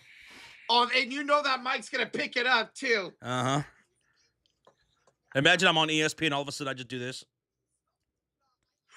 Just take a sip. Twitter go crazy. Nobody saw that. All right, to start there, we got a lob. Oh, Malanga almost got a lob from Gabby. Oh my goodness, Malunga almost dunked. Here's Caitlin for three. She misses. Malunga the rebound. Remember, I will give 5 memberships if Dominique Malunga or anybody dunks in this game. We were so close. Gabby, she tried to lob it off the glass from Malanga, way too strong. Shepard the other way, sets it up, and it's going to be a score for A'ja Wilson, who now has 8 points. 37-34, Team Spoon up by 3. Here comes Team Coop with Mabry, Citron, Malunga, Reese, and Gabby Williams. Right down the middle lane, right past Shepard, is Mabry for a layup. Mabry's got 19 points. For Team Spoon, we have Olivia Miles, Caitlin Clark, A'ja Wilson, Shepard, and Kiki Irfin. And the 3 by Kiki is no good from the right corner. Rebounded by Citron. Over to Mabry, catch and shoot 3. Oh my God. Mabry misses. Rebound and putback is good by Malunga. They take the lead there, Roach. That's the first time Coop's had the lead all game. Here's a pass for Caitlin Clark. Bounce pass. Here's a layup up and good for Kiki. Kiki. Do you love me? Rozier says the most points scored by a player in a single WNBA All-Star game is 36 points set by Nafisa Collier on July 19th, 2025 last year. Will Marina Mabry try to go for that? Oh, there goes a steal. Olivia Miles is off and running. Miles to Caitlin for 3. Got it from downtown. Yeah. That's what I've been wanting to see. Olivia Miles hooking up with Caitlin Clark. Cece's got 14 points, and that's 4 made threes for Caitlin. 42-38 Team Spoon. Here's Citron with a bounce pass to the left corner. Mabry missed the 3. I think he got blocked by Shepard. Shepard's got a block. Caitlin, bounce pass, Shepard, handoff, layup is good for Kiki Irfin. Ooh, I love it when a play comes together. 44-38 lead for Team Spoon. Under 8 minutes to go. Here comes Team Coop shooting on the right side of the court. Malunga kicks it out. Sonia Citron for downtown. Oh, that was one of those threes that don't even touch the rim. It just went right through the middle of the net like that. Olivia Miles to Caitlin Clark. Sure missed the 3. Shepard the rebound. Kick it out and around Wilson to Kiki. In the left corner, back to A'ja for 3. Wilson misses in. Rebounded by Angel Reese. Reese is going to run the floor up into the front court, down the middle of the lane. She goes up for a layup. She's blocked by Kiki. Kiki with the block. And then finally, Caitlin Clark's going to have her first assist. Gives it to Shepard. Who gets the layup. Down by 5. Here comes Gabby Williams and Team Coop in their, orange jerseys, and Team Spoons in their blue jerseys. And a lob set for Malunga. She goes down, goes back up, and scores. Malunga off the bench has 8 points and cuts the lead to 3. Caitlin Clark will take the deep shot from 3. She's short. Rebound falls to Gabby Williams. 6:45 remaining in the second quarter. Mabry off and running down the lane for a layup. And now it's a 1-point game. Mabry's got 21 points. Olivia Miles quickly up court. Hands it off to Wilson, and A'ja Wilson will lay it up and good. A'ja Wilson in double digits with 10 points. Here's Angel Reese. Over to Malunga for a dunk! She got it! Yes! She's got the dunk! She's got the dunk! Malunga just dunked! Let's go! Malunga with the one-hand jam! She did it! All right, Miles kick out Wilson for downtown. Malunga with the rebound. Do it again. Come on. Do it again, Malunga. Reese looking off the Citron. Come on, give it to Malunga. Gives it to Malunga. Will she dunk again? She tried. She'll lay it up and in. 49-48. Team Coop up by 1. 5:50 to go. Oh, my goodness. We just saw a dunk in the All-Star game. Timeout, Team Coop. Let's go! 5:47 to go. And I said it pregame. If there's a dunk in this All-Star game, I will give 5 memberships. I thought there would be, and I thought it would be Malunga. And it happened just now. That was awesome. I'm so glad she tried it and got it. Who wants a gifted membership? Who wants some, y'all? Wants to fight for the dunk by Malanga? Dude, I loved it. I want to see some more of that. Dude, it got everybody. Everybody got on their feet after she made that dunk in this arena. Mm-hmm. If you guys don't know, the All-Star Game is in Chicago at the Allstate Arena. Sweet home, Chicago. Rasheed, you already got a gifted membership. Hey! You don't need another one. Stingy over here. All right, 5 gifted memberships coming down the way. George says, big congrats on Malanga. That was awesome, George. Oh, I'm so happy. Timothy says, yo, you bros are too cool. Well, we appreciate that, Timothy. Too cool for school? Too cool for school. All right, I think I'm finally here now. There we go. 5 gifted memberships, see or no? Si, senor. All right, here we go. 5 gifted coming down the pipeline in 3, 2, 1. Bam. All right. Let's see who's going to get them. AJ got one. There you go, AJ. Trap House got one. The Cash, Jennifer, and not sure the other one. Stick with SR. There we go. Welcome on in to the Cult of Fury during the commercial break. Timeout made by Team Coop, who lead it 49-48. 49-48. Now, here's the situation as well, folks. Marina Mabry has 21 points right now. The record set for most points in an All-Star game was last year by Nafisa Collier. What was it, 35? 35. 35 points. Marina Mabry is 15 points away from breaking that. Can she do it?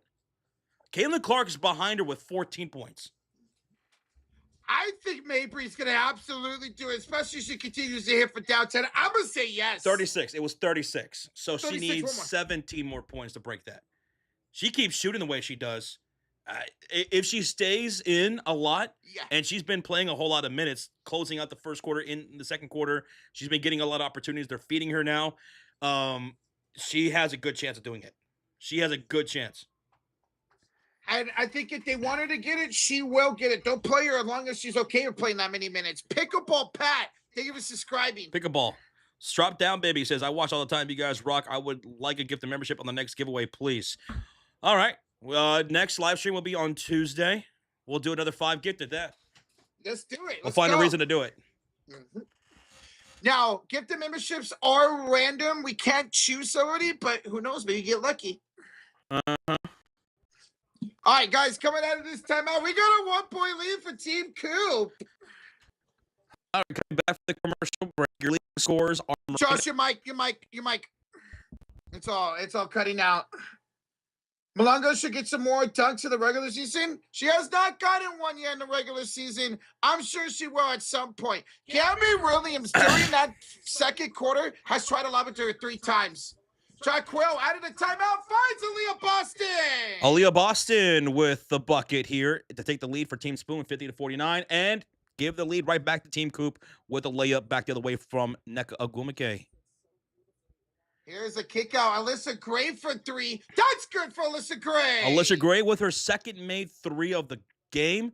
53-51, Team Spoon. Mabry is still out there. She's getting the minutes tonight. Whoa. Mabry feeds it into the low post for Paige Bueckers. Puts her back to Courtney Williams. Finds a cutter and Kelsey, who scores a layup and fouled by Ngwumike. So Kelsey Mitchell with an and 1. Something she's done so well all season long, getting those and 1 opportunities. Oh, we actually got a shooting foul here in the All-Star game. Yeah, see? All tied up at 53 apiece with 5:14 to go in the first half. Kelsey Mitchell has a free throw coming up, and she will make it. 54-53, Team Coop up by 1. Now here comes Team Spoon with Ryan Howard, Alicia Gray, Courtney Williams, Jonquil Jones, and Nneka Ogwumike. Howard on the left elbow, step back, 3 of them, Mabry off the back, rim no good. Aliyah the rebound, and Aliyah the put back. Oh, Boston in now. And she scores 55-54, 4:46 remaining in the half. Here's Gabby Williams to pull up 3, no good, rebounded by Jarquell Jones. Ahead to Now Alicia Gray. Gray beating Bueckers to the rim for a There you go. layup. Alicia Gray, 11 points. 57-54, Team Spoon now. Gabby Williams back in the front court. A team three for Gabby. That's no good. And read about it by Boston. Yeah, Boston just vacuumed that rebound right there. Alicia Gray thought about shooting the three, top of the key. She gives it to Jonquel Jones on the near side, takes the three, and she'll drain it. Nothing but the bottom of the net. And that's 10 made threes for Spoon. Bueckers tries to answer. She can't hit the three. Jonquel the rebound. The ball's tapped from the back from Mitchell to the hands of Gray. Ahead down the baseline for the cutter. It's gonna be Boston. Bow, bow, bow. Dude, 6 points now for Boston all in this quarter. Now it's Stewie with the ball to Kelsey Mitchell for three. Kills. Ties up the splash battle 10-10. There we go. Both the double digits and a 62-57 lead for Team Spoon. We'll get a foul, and Gabby Williams will check out. Breanna Mabry is checking back in again. Okay, so they're serious about making Mabry possibly an MVP tonight. Yep. I mean, we saw Mabry take out about 2 minutes and only shot for about 2 minutes. 3:40 to go. Here's Aliyah Boston.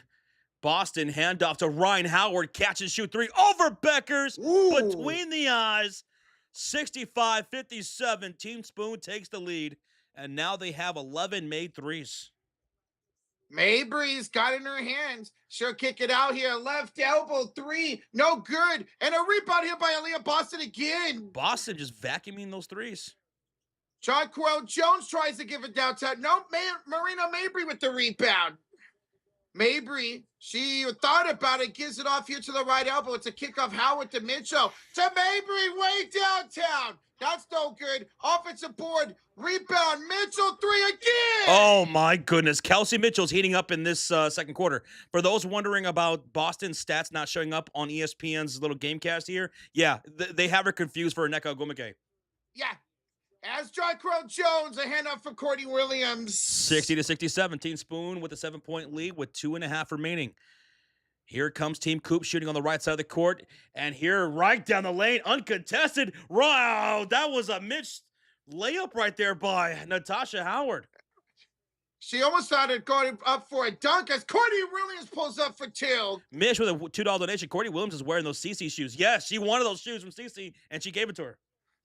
As Kelsey Mitchell scores again. Kelsey Mitchell shot up to 14 points now for the game.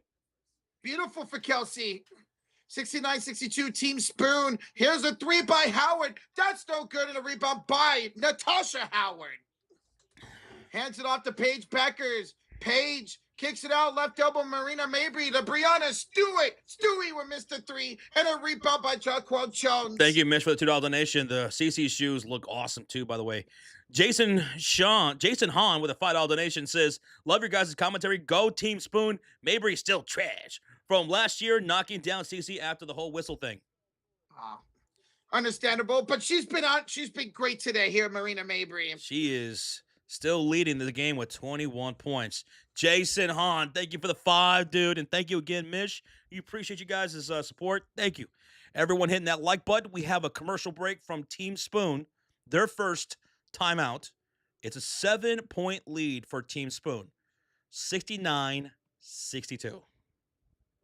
This game's been competitive. There hasn't been defense, but we're getting a competitive, close game.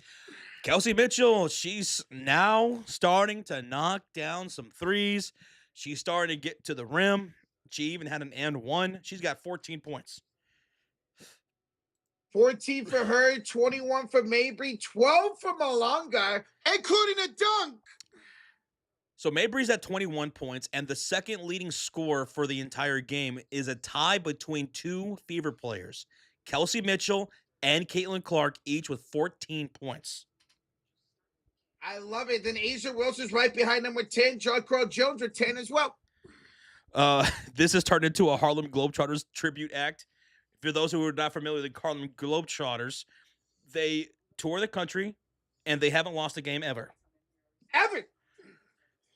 Man, which is why it was so surprising, Roche, when you put $50 on the team playing against the Harlem Globetrotters. I was like, Roche, what are you doing? Roche said, don't worry about it, Josh. I know what I'm doing. I said, I don't think you do.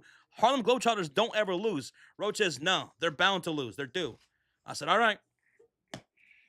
Did you see the odds, man? I couldn't go away from them. It's a joke. I You can't know. fall for it, Roach. Oh, well, you know what? My life is a joke. Okay, never mind. That was harsh. Wow.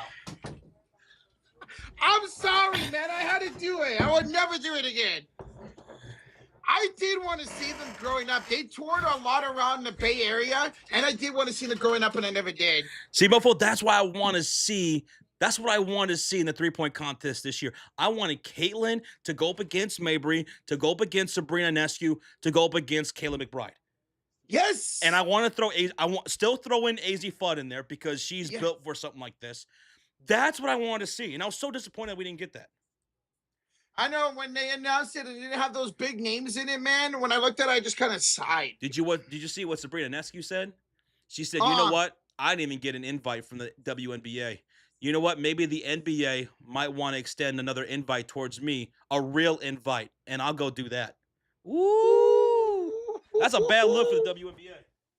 That's a terrible look that she came out and said that. But she's not wrong. Let's get that again next year's All-Star game for the NBA. Yep. That was so much fun, man. Yeah, the Generals. That's who the Globetrotters face. That's right. That's right. All right, we're coming out of a timeout, guys. 69-62, Team Spoon with 1:39 to go here in the first half. Mofo, that would be dope, man. Have the NBA invite Sabrina, Caitlin Clark, and Mabry to do a 3v3 against the NBA. Oh, three NBA players, 3 WNBA players in a 3-point contest. And I know Steph Curry would want to be in that if that happens. Steph Curry, Damian Lillard, and somebody else, maybe Con Knipple. Maybe Knipple against would be great. Those 3, and then Mabry, Caitlin Clark, and Sabrina. It would be the best show on the entire weekend. But we'll see the NBA listens to us. We're coming back for the commercial break. It's Team Spoon basketball. They'll inbound up by 7 with 1:38 to go. Jacquel Jones pump fakes a Ron Howard, and Jacquel Jones will score. Jones also heating up here in this second quarter. She puts Team Spoon up 71-62. Team Spoon is in the bonus, by the way. And the bonus of the All-Star game. Breanna Mabry, layup. She's got 23 points. 23. She's 14 points away from breaking the record. Here's a kick out. Courtney Williams to Gray for 3. Alicia Gray, her third made 3. It's 11 points now for Gray. Here's a layup. No good by Mabry. The rebound by Jones. Jacquel to Courtney Williams. She'll pull up for 2 of a Stewart and hit Courtney Williams. Courtney with 7 points now. Paige Bueckers backing down Courtney Williams here on the elbow. She's going to turn. Whip pass over to Mabry for 3. Mabry misses. Rebound, Jonquel over to Courtney Williams. She's got Paige in front. She'll stop. She'll pop. She'll miss the 2. Rebound will be taken by Breanna Mabry. Can she continue to score? 30 seconds to go in the first half. Mabry downhill. Missed the layup. Oh, that was point blank too, man. She was looking for 25 points there. Here's a kick out. Howard inside. Aliyah rim rolls to score. Aliyah Boston. There you go, Aliyah. I don't know why they're not showing her stats. They're not updating a Boston stats right now on ESPN. Yeah, you're right. She was really doing good in the second quarter. She has 8 points in the second quarter. Mabry, kick out to Mitchell. She lost the ball of bounds with 3 seconds to go. 3 seconds left in the half. Jonquel. She's going to inbound for the backcourt to Courtney Williams. Come on. Courtney at the buzzer for 3. Got it! Oh! The stud bod in the Caitlin Clark shoes. It's got to be the shoes, Roach. It's got to be the shoes. Great Indy right there for Team Spoon for the first half, up 81-64 now. This was a 1-point game, and it was back and forth in the second quarter, but then Team Spoon just blew them out to close the quarter in the last couple of minutes to take the 81-64 lead. Yeah, lead back up to 17 just like that. Bro, that was for Breanna Mabry, the star of the first half with 23 points. She's on pace for MVP right now. Mabry's on pace for MVP. It's hers right now. It's hers right now. She's getting the votes. Even a potential loss for a team who could see her win MVP with these stats. Let's take a look at the halftime stats right now. Although they didn't update Boston's stats. What? I don't know what's going on with Boston and ESPN, but they have her at 0 points. No, she had like 8 points in this quarter, right? Yes, she had 8 points. And yes. she had a bunch of rebounds too. So that's not the real stats for Aliyah Boston. Kaylin's got 14 points. Jessica Shepard's got 4 points with 4 rebounds and 5 assists. A'ja Wilson's got 10 points with 2 rebounds, 1 assist, and a block. Olivia Miles, 2 points, 7 rebounds, 5 assists. She's closing in on a double-double, the rookie. And so if you take a look at WNBA.com, they don't show Boston's stats either. It's weird. What's going on? Yeah, it's weird. Now, off the bench, check this out. We have Jonquel Jones, 12 points in a hurry in that second quarter with 7 rebounds and 6 assists. Jonquel is closing in on a triple-double quick. And she could easily get that with the way they're moving the ball. Alicia Gray exploded in that second quarter, too. 11 points on 3 for 4 shooting from downtown. She's got 2 assists and a rebound. Courtney Williams now with 10 points. She's in double digits with 5 assists. Nneka Ogwumike, those points, some of those points are Aliyah Boston's points. She's got 7 rebounds, 3 assists, and 8 points. They assessed that to her when it should have been assessed to Aliyah Boston. And then Kiki Irfan with 4 points and a rebound. And then moving on to Team Coop, we have 14 points from Kelsey Mitchell in the starting lineup. She's a leading scorer for the starting lineup. 5 points for Natasha Howard, 2 points for Breanna Stewart with 6 rebounds, 3 points for Gabby Williams, and no points for Paige Bueckers. No points. That's really shocking. I thought she had a really good game tonight. The leading scorer for Team Coop and for the game is off the bench for them. Marina Mayberry, 23 points on 9 for 16 shooting, 5 for 10 from downtown with 1 rebound. Mayberry has 23 and a half. The record amount of points and a half in a game for an all-star game is 36. She's got 23. 12 points from Dominique Malunga, 6 rebounds, an assist, and a dunk. Dominique Malunga had a dunk in this game. 2 points from Copper, 3 points from Sonia Citron, and a $50 bomb! Oh! From Wendell Alento.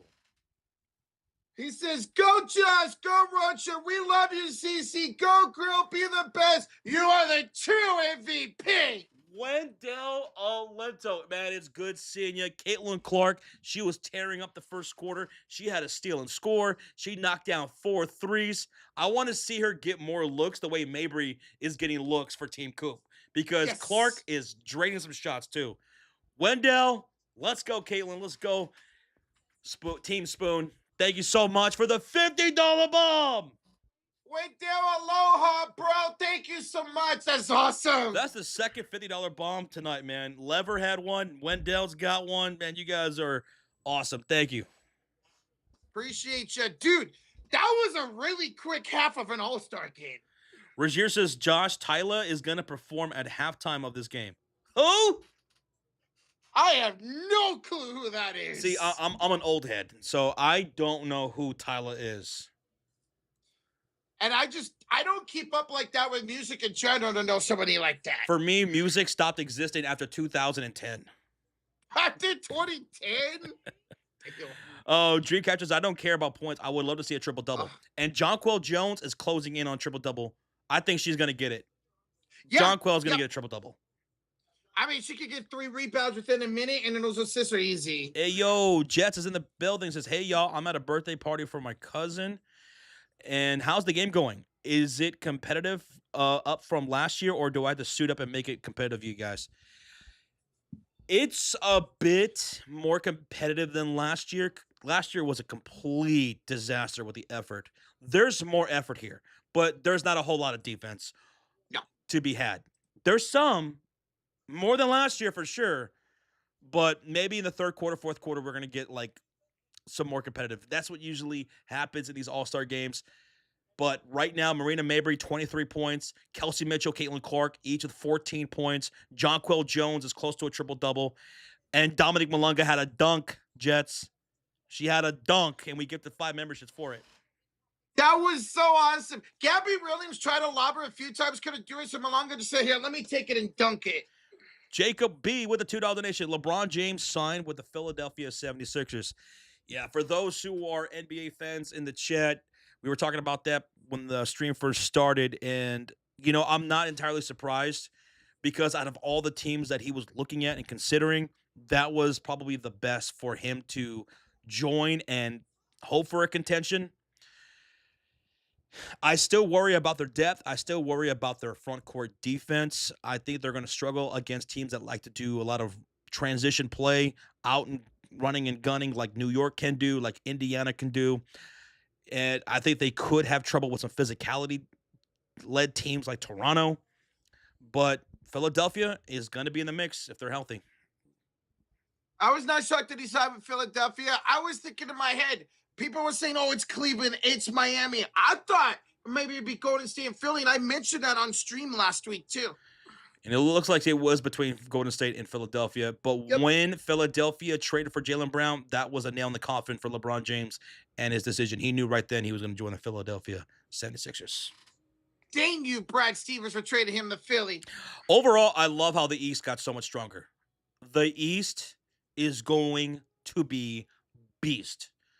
New York, Boston, Toronto, Indianapolis, Miami is going to be interesting with Giannis and Bam. You got Philadelphia, Cleveland still in the mix. We'll see about Detroit. They still haven't made a decision with Jalen Duren. He's not looking like he's going to get the money that he thought he was going to get. For those that are wondering, Jalen Duren thought, man, I'm going to go out there and get me some max money. Well, Detroit said, go test the market, Jalen, because I don't think you're worth that. You had a really good season, but you had a terrible playoffs. If you really think you're worth that money, go test the market. And he did. And guess what? No one was biting on Jalen Duren. No one was biting on Jalen Duren. There was the Sacramento rumors right when free agency opened up. That's the latest I've heard about Jalen Duren. So this is Tyler.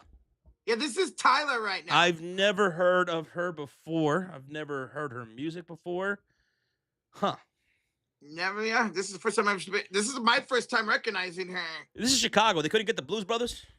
The Blues? I would have loved the Blues Brothers. Hey, give us a suit and tie and a hat. We'll be the Blues Brothers.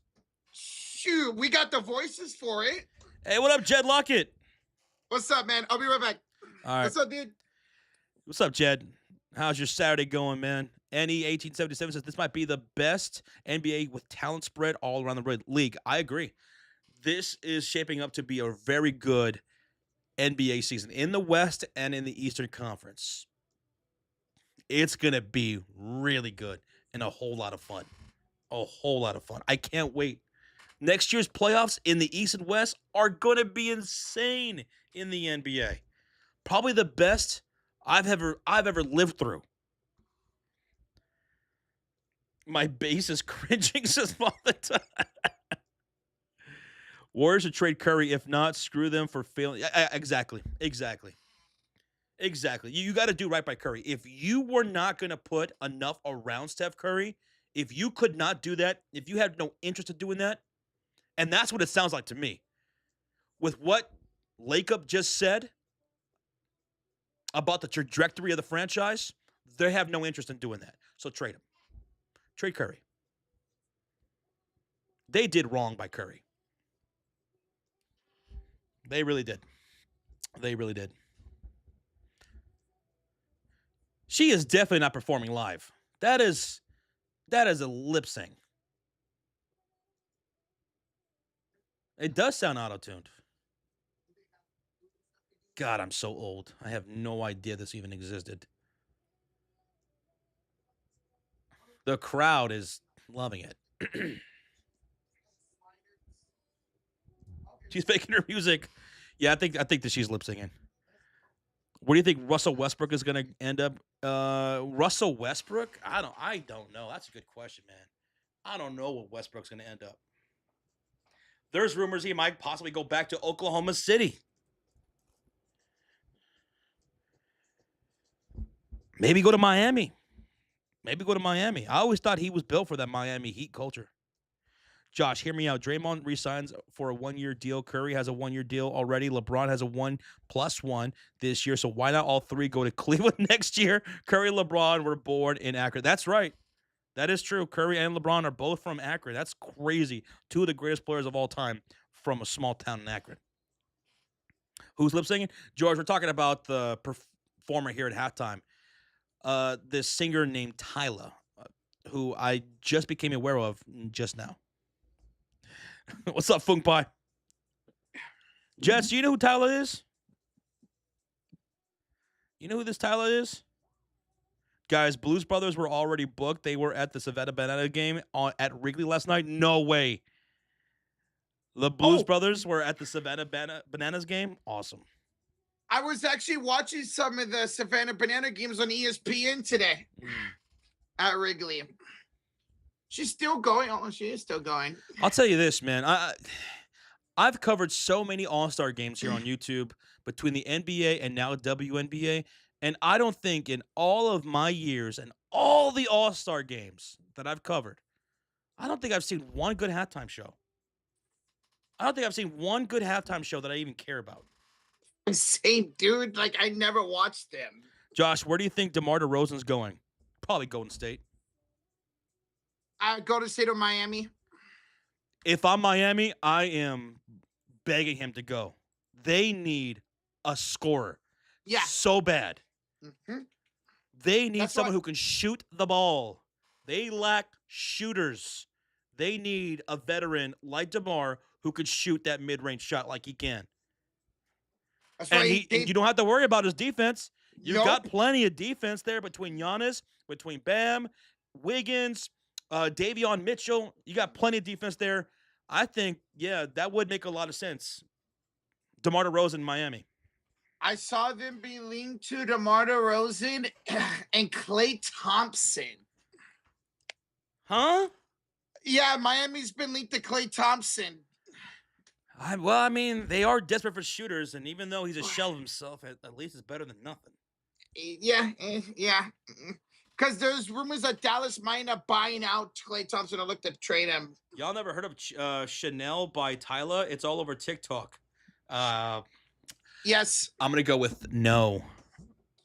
No. I have. If you held a gun in my head, name one song by Tyla, you're done. I'm done. I'm goner.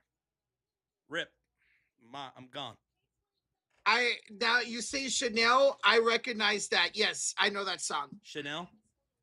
I couldn't tell you how it goes, but the Chanel, I recognize that.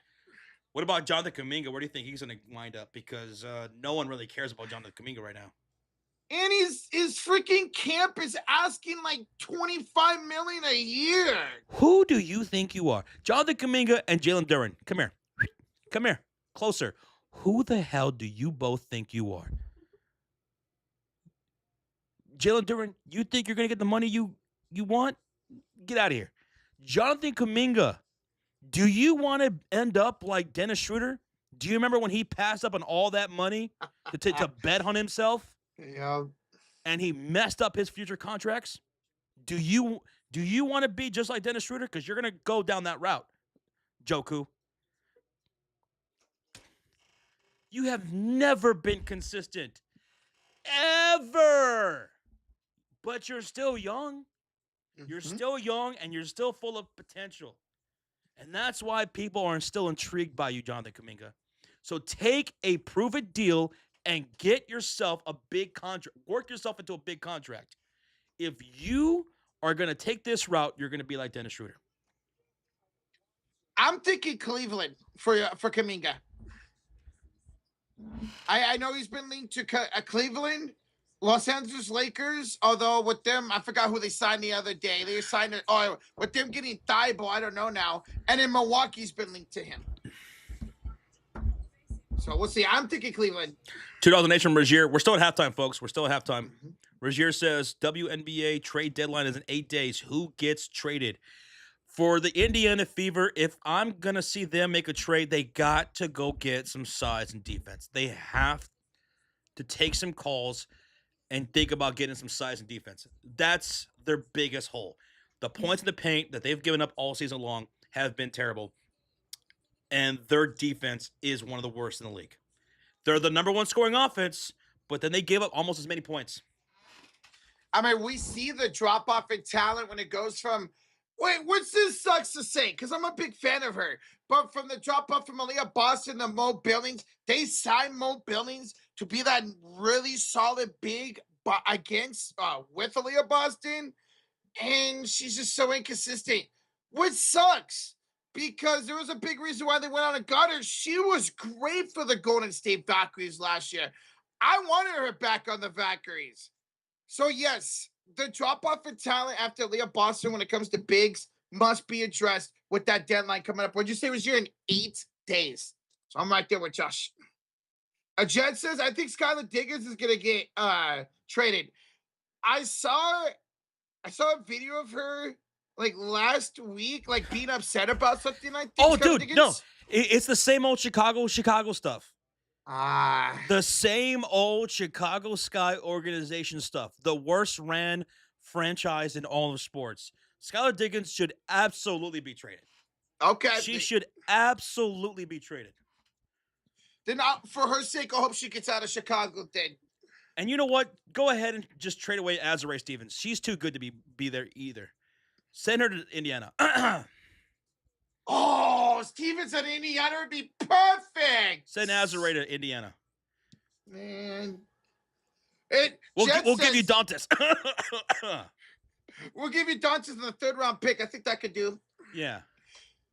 Jed says, man, even Sydney Taylor looks like she's over Chicago already. Oh, Sydney Taylor is So a monster, good. and I just feel so bad that she has to exist in a franchise like the Chicago Sky. Free her too. Free her too. We'll take Sydney Taylor and Azurá Stevens for Dantas and who else, Roger? Who else? KK? No, I like KK. I wouldn't mind. You want to mind? Michaela Timpson, Dantas, and a $50 gift card to Menards for Azurá Stevens and Sydney Taylor.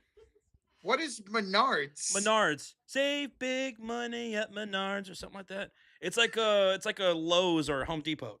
Oh, like one of those stores. Okay, let's do it. Yeah. I'm down. I was going to say Ty Harris, but I really like Ty Harris in our backup role right now. I love KK too. Too. Yeah. But if someone's willing to trade us a legitimate big rotational piece that could be a good defensive stopper in the paint, I'd do it. I would do it. Because with this offense, if we can get something like that, we can go win a championship. Yes. We can legitimize ourselves further in trying to contend for a championship. We got to address the defense. We have to address our lack of size. And Jed says, you get Stevens? Not only that, she's a really good stretch big too. Clark will really feast with that. Man, to have her and Boston next to each other with Billings coming off the bench, that'd be so good. So good. KK is the future. She's had her bright moments this season for sure. Her defense needs to improve dramatically if she's going to be the future of this team. Josh, where do you think Mario Henzoya is going to go? Golden State. That's what I heard. Golden State. I heard he's going to go to Golden State. No, that dude was shooting lights out overseas. I wouldn't mind taking a risk on him. Enzo says, Josh, what do you think of Cardoso in Indiana? I absolutely the 6'7" Camila Cardoso double machine. 6'7", give me Camila Cardoso. You know what? We'll make it $100 gift card to Menards. And we'll throw in a $25 gift card to Meyer. Meyer, that's like a Walmart, right? Yeah.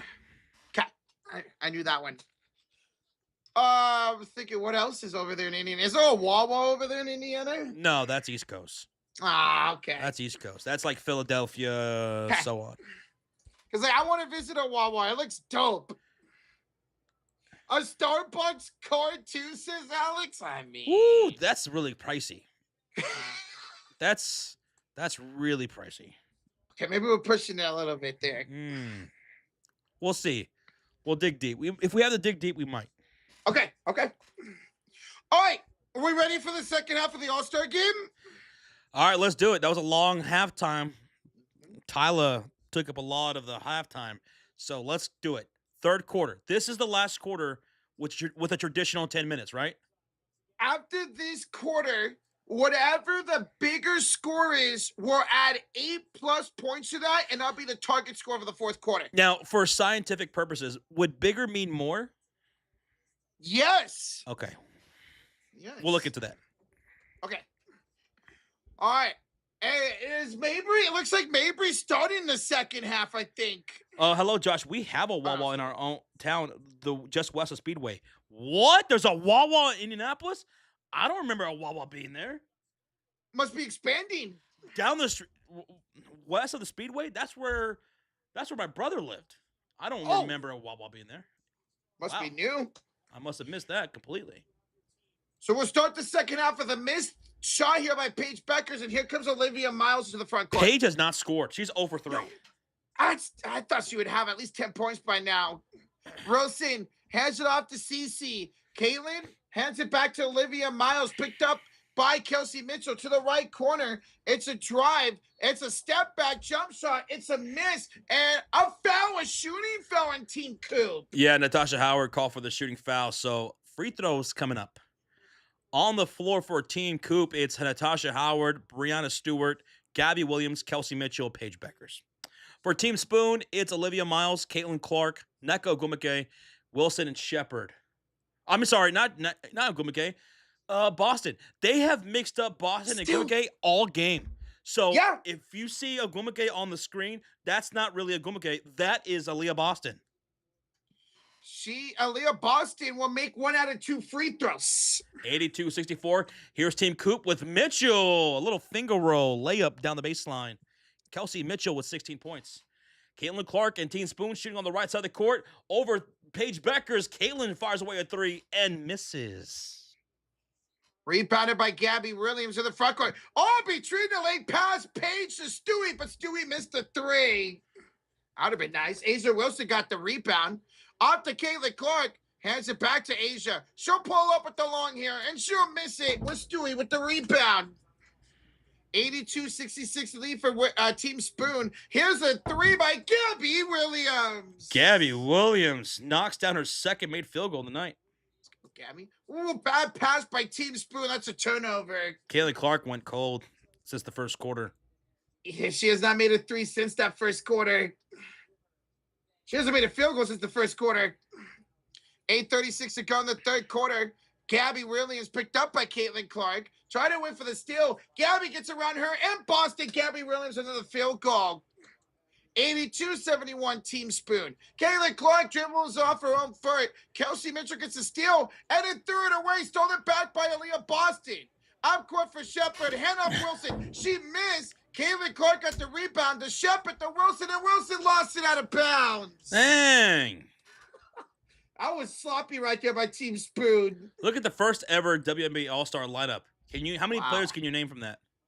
I don't know. Maybe like 1 or 2. Like Candace Parker? Is that Candace Parker? No, that's not Candace Parker. That's oh my goodness. We're getting a challenge? A challenge? We're getting a challenge by Team Spoon? Oh my God. Lord have mercy. We're getting a challenge, folks. We don't know what challenges in the All-Star game. All right, so calling the floor was out of bounds off of Asia Wilson. Team Spoon is challenging that it was off of Team Coop out of bounds. I keep wanting to say Team Witherspoon. Hey, Scott Hall's in the building. What's up, bro? What's up, dude? Commercial break. We have an actual challenge in the All-Star game. This is real life. All right, screw it, man. They're trying to win this game up by 11. Team Spoon is. Kind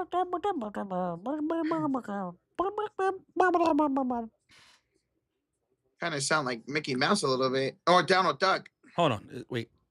That was my filter. What? My bad. Oh, there you are. Hi, Josh. Yeah. Is that score right? Yeah, it is 82-71 Team Spoon. Dude, Paige Bueckers, I thought she would put on a show tonight. She's 0 for 3. She's got a donut.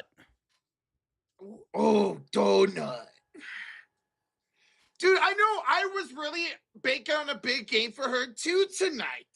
No, you weren't. I was banking on it. It's 82-71. 82-71. What's up, big one? Says a challenge in an All-Star game. I've seen it all now. And calling the floor was out of bounds off of Asia Wilson. So Team Spoon challenging and thinking Team Coop last touched it. We'll see if they're right. Are you furious? Oh, I'm furious, Fally. I just realized it didn't hit that like button. Come on, Bradley Reynolds. You should have hit that like button on Tuesday, bro. Tuesday. CC should be on the 2028 Women's Olympic team. Oh, no doubt she will, bro. No doubt. Marky says I hit that like button. Thank you. We're 2 likes away for 400. Appreciate that, y'all. This is a long challenge here in the All-Star game. Oh, yeah, CC would definitely be invited to the team for the time. We saw her in the qualifiers, and I'm sure we'll see her in the FIBA World Cup here coming up in September. Yes, I didn't call it FIFA. I called it FIBA. Let's go. Indiana man says we're getting a Buc-ee's in Greenwood. Buc-ee's in Greenwood. Where? Where's Greenwood? Is that in Indiana, Indy man? So they're really starting to expand up north. Greenwood, that's southern Indianapolis? South of Indianapolis? Why can't one come to California? I need a Buc-ee's in my life, man. You know what you need in your life? What? A good punch. Why? Because I don't want anybody punching me, man. That hurts. I don't like pain. Well, Shades then don't play the game. Here Comes the Pain by WNBA. Here comes the pain. I am the pain. Let's see. Oh, that ball looked like it went off of Asia Wilson. Oh, that angle you can't tell. I think this is going to be unsuccessful. I can't believe we actually had a challenge. Bro, Cheryl Reed, back up for the camera. Here's the call.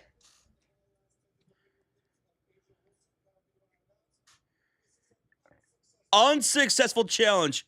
Oh my goodness, this is gonna have drastic consequences for Team Spoon. Well, now they can't challenge the rest of the night. Yes, Alex, let's get a Buc-ee's in San Francisco. I agree, dude. One day we will, man. Thank y'all for those hitting that like button. Over 400 likes has been achieved. It's Team Coop basketball shooting on the left side of the screen with Paige Bueckers at the helm. Feeds it down low into the post, and Stewie with the layup. 82-73, a 9-point lead for Team Spoon now. Olivia Miles will bring up the ball. She's out there with Caitlin Clark, with Wilson, Shepard, and Aliyah Boston. Boston on the right corner. Thought about shooting a 3 on Natasha Howard, her former teammate. She'll back her down into the low post. Up and under maneuver. Ooh. Aliyah Boston. Nice. Showing the maneuver. That's 11 points now for Aliyah Boston. Kelsey Mitchell will come downhill and kick it out to the right elbow. Paige for 3. She's finally on the board. Her first bucket of the game, assisted by Kelsey Mitchell. And now it's 84-76 Team Spoon. Lead down to 8. Olivia Miles will go down past Gabby to score. Olivia's got 4 points, 5 assists, and 7 rebounds. Gabby tees up the 3. She'll drain it from downtown. That's 14 made threes for Team Coop, 13 made threes for Team Spoon. Caitlin Clark has not scored in a while. Paige Bueckers picks up Caitlin Clark. Bounce pass, low post, turn, fire. Asia Wilson gives Caitlin the assist. Second assist for Caitlin Clark. Gabby, nice bounce pass. Cutty, Kelsey Mitchell. Kelsey Mitchell's got 16 points. Can we see Caitlin score? Let's see on this possession. Olivia Miles featured inside for Boston. Hands out to Shepard on the right elbow. Hands it to Caitlin Clark. Screen by Shepard. Caitlin against Stewie. Caitlin, step back 3. There we go. CC for 3. 3. Let's go, Caitlin. She's at 17 points now. 5 threes now for Caitlin Clark. Here's Bueckers. Putting the moves on Shepard. Behind the back pass to Gabby. Floats up the three. That's no good. Olivia Miles has 8 rebounds. 8 boards for Olivia Miles. She'll drive down the middle lane. Layup up and good for Miles. 93-81 Team Spoon. Under 6 minutes to go. Here's Paige Bueckers crossing up. Boston driving. Handoff goes to Gabby. Back to Paige on a pick and pop. 3, no good. Rebound bat up in the air. Coming down with his Gabby Williams and a reload for Team Coop. Over to Mitchell for 3. Off the iron with the miss and out of bounds. It's Team Spoon basketball with 5:38 to go. Now we'll get some substitutions here for both teams out of this inbounds. From the womb of dooms is Foong Pai. I like that. The womb of doom. George Betterton dropping that Caitlin Clark emote. Caitlin knocking down some threes tonight. It's good to see her back. Five threes for her, 17 points overall. 5:38 to go. Courtney Williams is going to inbound this for Team Spoon in the backcourt. So substitutions being made for Team Spoon and Team Coop. On the floor for Team Coop, it's Howard. Hold on. Let's see. It's going to be Courtney Williams, Jonquel Jones for Team Spoon with Kiki, Ryan Howard, and Alyssa Gray. Ryan Howard sets up the 3. It's an air ball. It's short. Picked up by Natasha Howard. Howard's pass a transition for Malunga. And there's going to be a foul here from Ryan Howard. Howard tried to get that steal and foul Malunga in the process. Dude, ESPN cannot keep up with the rotations right now. Their rotations have been so off. Paige Bueckers is not in the game. So, sorry, but this is off. It's Malunga, Jackie Young. It's Natasha Howard, Kalia Copper, and Mabry. Here's a 3. Goodbye, Howard. 15 made threes for Coop. Jonquel for 3, and she's got one from deep. Jonquel Jones, 15 points, 7 rebounds, and 6 assists. Almost a triple-double for Jones. Under 5 minutes to go, Citron tees it up for Malunga. Corner 3, hits the back iron, and the rebound falls for Team Spoon and Courtney Williams. She's running the floor with those Team CC shoes, and her pass ahead to Kiki goes out of bounds. Turnover, Team Coop Bow. 4:47 to go. 96-84 the lead for Team Spoon. Caitlin Clark on the broadcast. She's joined the broadcast. She's got the headset on. All smiles from Caitlin Clark. Malunga attacks Jonquel. The fadeaway at the bank too strong. And a rebound here by Ryan Howard, excuse me. Ryan inside. Kiki turns, scores on Sonia Citron, her teammate. That's right. Yes, sir. 98. I'm sorry. 98-84. Marina maybe almost half-court shot hit off the back rim. Mabry tried it right there. Alyssa Gray's got the score. Alyssa Gray driving layup assisted by Jonquel Jones, who now has 7 assists. Gray's got 13 points. 15 points and 8 rebounds as well for Jones. Jackie Young to Marina Mabry. Mabry missed the layup. She's missed a couple of layups now. 16-point lead for Team Spoon, 100-84. Top of the key, Howard. Bounce pass, back pass stolen away by Mabry. There's some defense. Mabry to Kalia Copper, who lays it up and in. Kalia makes it 100-86 Team Spoon with 3:30 to go in the third. Courtney Williams off to Jonquel Jones. Hands it off to Gray, picked up by Cooper. With 13 to shoot. Gray will go inside, faded up, miss it. Rebound Jonquel Jones. She'll miss the layup, and she'll draw a shooting foul on Kalia Copper. That's 9 rebounds for Jonquel Jones to go with her 7 assists and 15 points. By the way, joining Caitlin Clark on the broadcast is Kelsey Mitchell. They have Kelsey Mitchell with Caitlin Clark, and they're talking it up with the broadcast.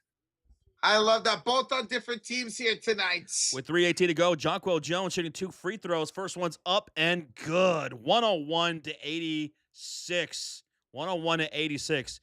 Jonquel Jones, 16 points, 9 rebounds, and 7 assists. We'll love to see her complete that triple-double in an all-star game. Thank y'all again for hitting that like button.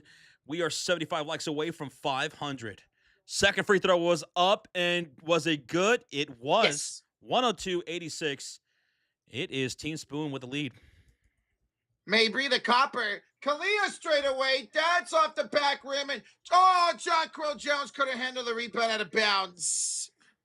They're going to credit her with that rebound anyway. So that is a double-double now for Jonquel Jones. 17 points, 10 rebounds, 7 assists. What is this camera? Oh, it's a ref cam. Mabry for 3. That's the miss. Jonquel with the rebound. There you go. 17, 10, and 7. Can she get an assist? Kiki up? No, Kiki missed it. Rebounded by Mabry. No, that's Stewie, excuse me. Now finds it to Citron. Sonia Citron for 3. Sonya Blade wins. Sonia Citron now with 6 points. 2 for 2 for downtown. Jonquel Jones for 3. That's short. And Mabry with the rebound. It's a bounce pass. That was Stewie. That was Stewie, excuse me. This is Mabry now with it. And we're going to get a kick ball on Howard, Josh. Ryan Howard, the kick ball. So Team Coop has 16 made threes. Team Spoon has 15 made threes.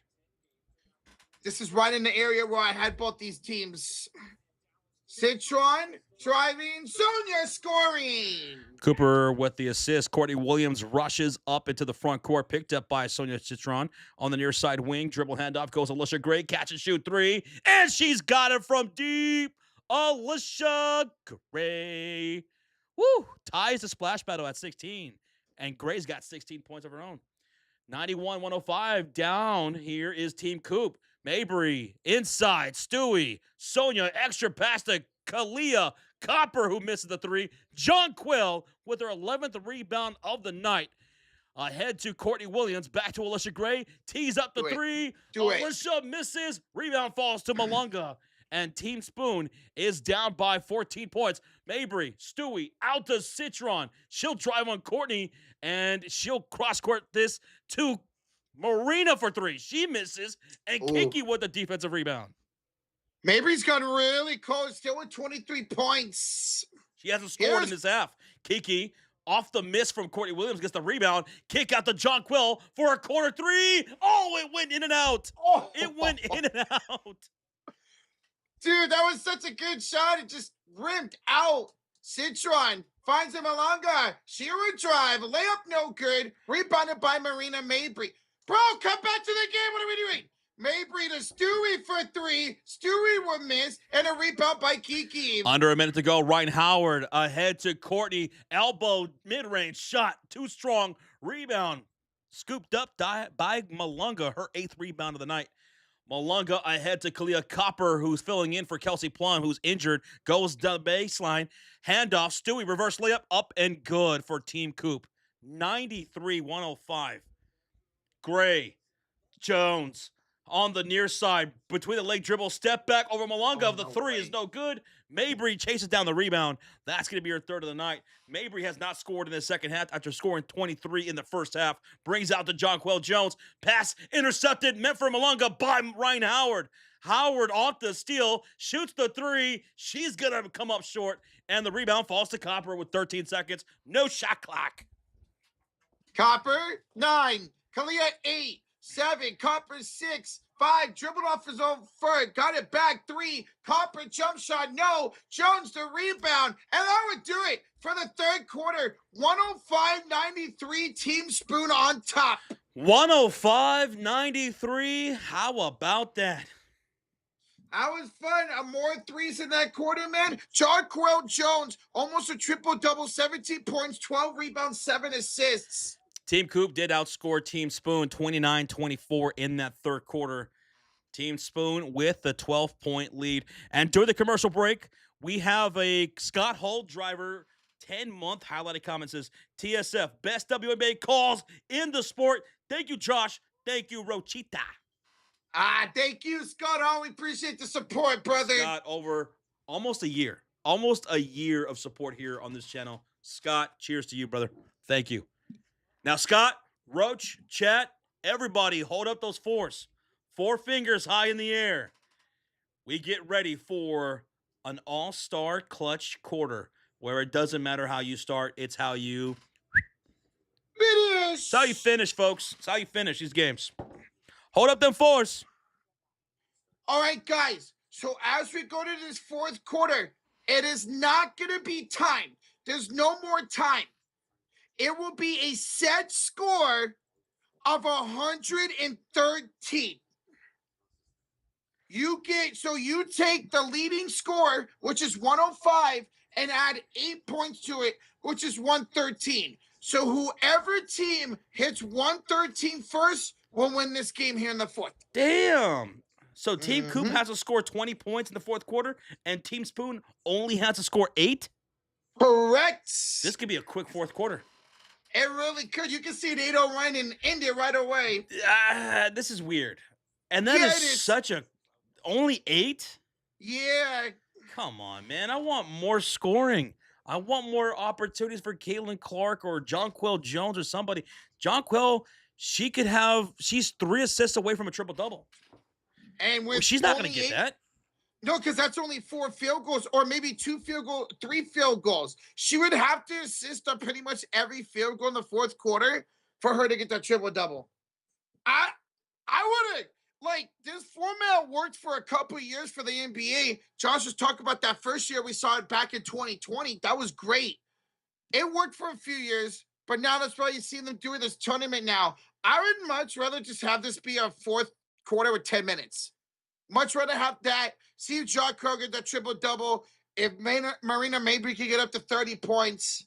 But, again, no time this quarter. This is an untimed corner. First to 113 will win this game. So now, here in this fourth quarter, since it's a target score, expect Team Coop having to play deep. They have to play defense. Yes. And Team Spoon, what are they going to do? Are they going to just go ahead and try to put this 8 points away quick? Or are they going to let Team Coop get back into it a little bit? We see like a 10-2, 10-4 run or something like that. Something crazy. And then they put it away. I hope it's the second option because that would be fun to make it a little bit more competitive tonight. They also took away the 4-point shots as Mark. Yeah, I'm glad they did.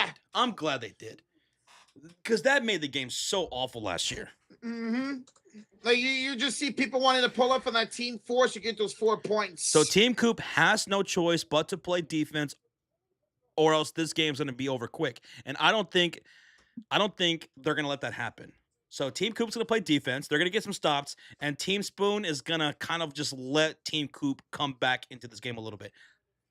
That's what I think. I hope you're right. Because 8 points, Team Spoon could win that in like 2 minutes. Dude, 3, and a 2-ball inside, boom, game over. Game over. Or a 4-point play, a 3, and a free throw, and it's over. How many points can you score in 2 minutes? About 15. What? I'm going to hook you up to a lie detector test next time. Is that going to go off? Roger, it is 10 minutes. So did they change it back? The official rule said this is what it was. Yeah, I think you were looking at some other time. So it is 10 minutes, folks. It is 10 minutes. Okay.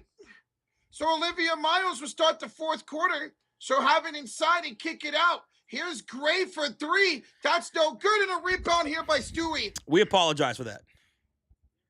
Rocha must have been looking at a different format from years ago. Huh, okay. Here's Malanga giving it off here to Jackie Young to the corner. Bueckers! Oh, she tried to lob it, Malanga. She came down with it. She missed twice. Huh. Dude, they're trying to get Malanga another dunk with these lobs tonight. Here's Olivia Miles picking it up to Courtney Williams. Williams way off from downtown. Damn, YouTube sucks. I'm just going to get roasted like that. Damn. Whoa. I just got roasted. See, I wouldn't know that, so. Oh, damn. Paige to Jackie from downtown, Jackie Young. Jackie Young knocking down. It's been a while since we called her name. Yeah. Man, I hope to see Chuck Crow get some minutes here now in this fourth quarter. It's Shepard from downtown. Jessica Shepard. Finally. Okay. Sorry. Oh, she's got 7 points. She's 3 for 3.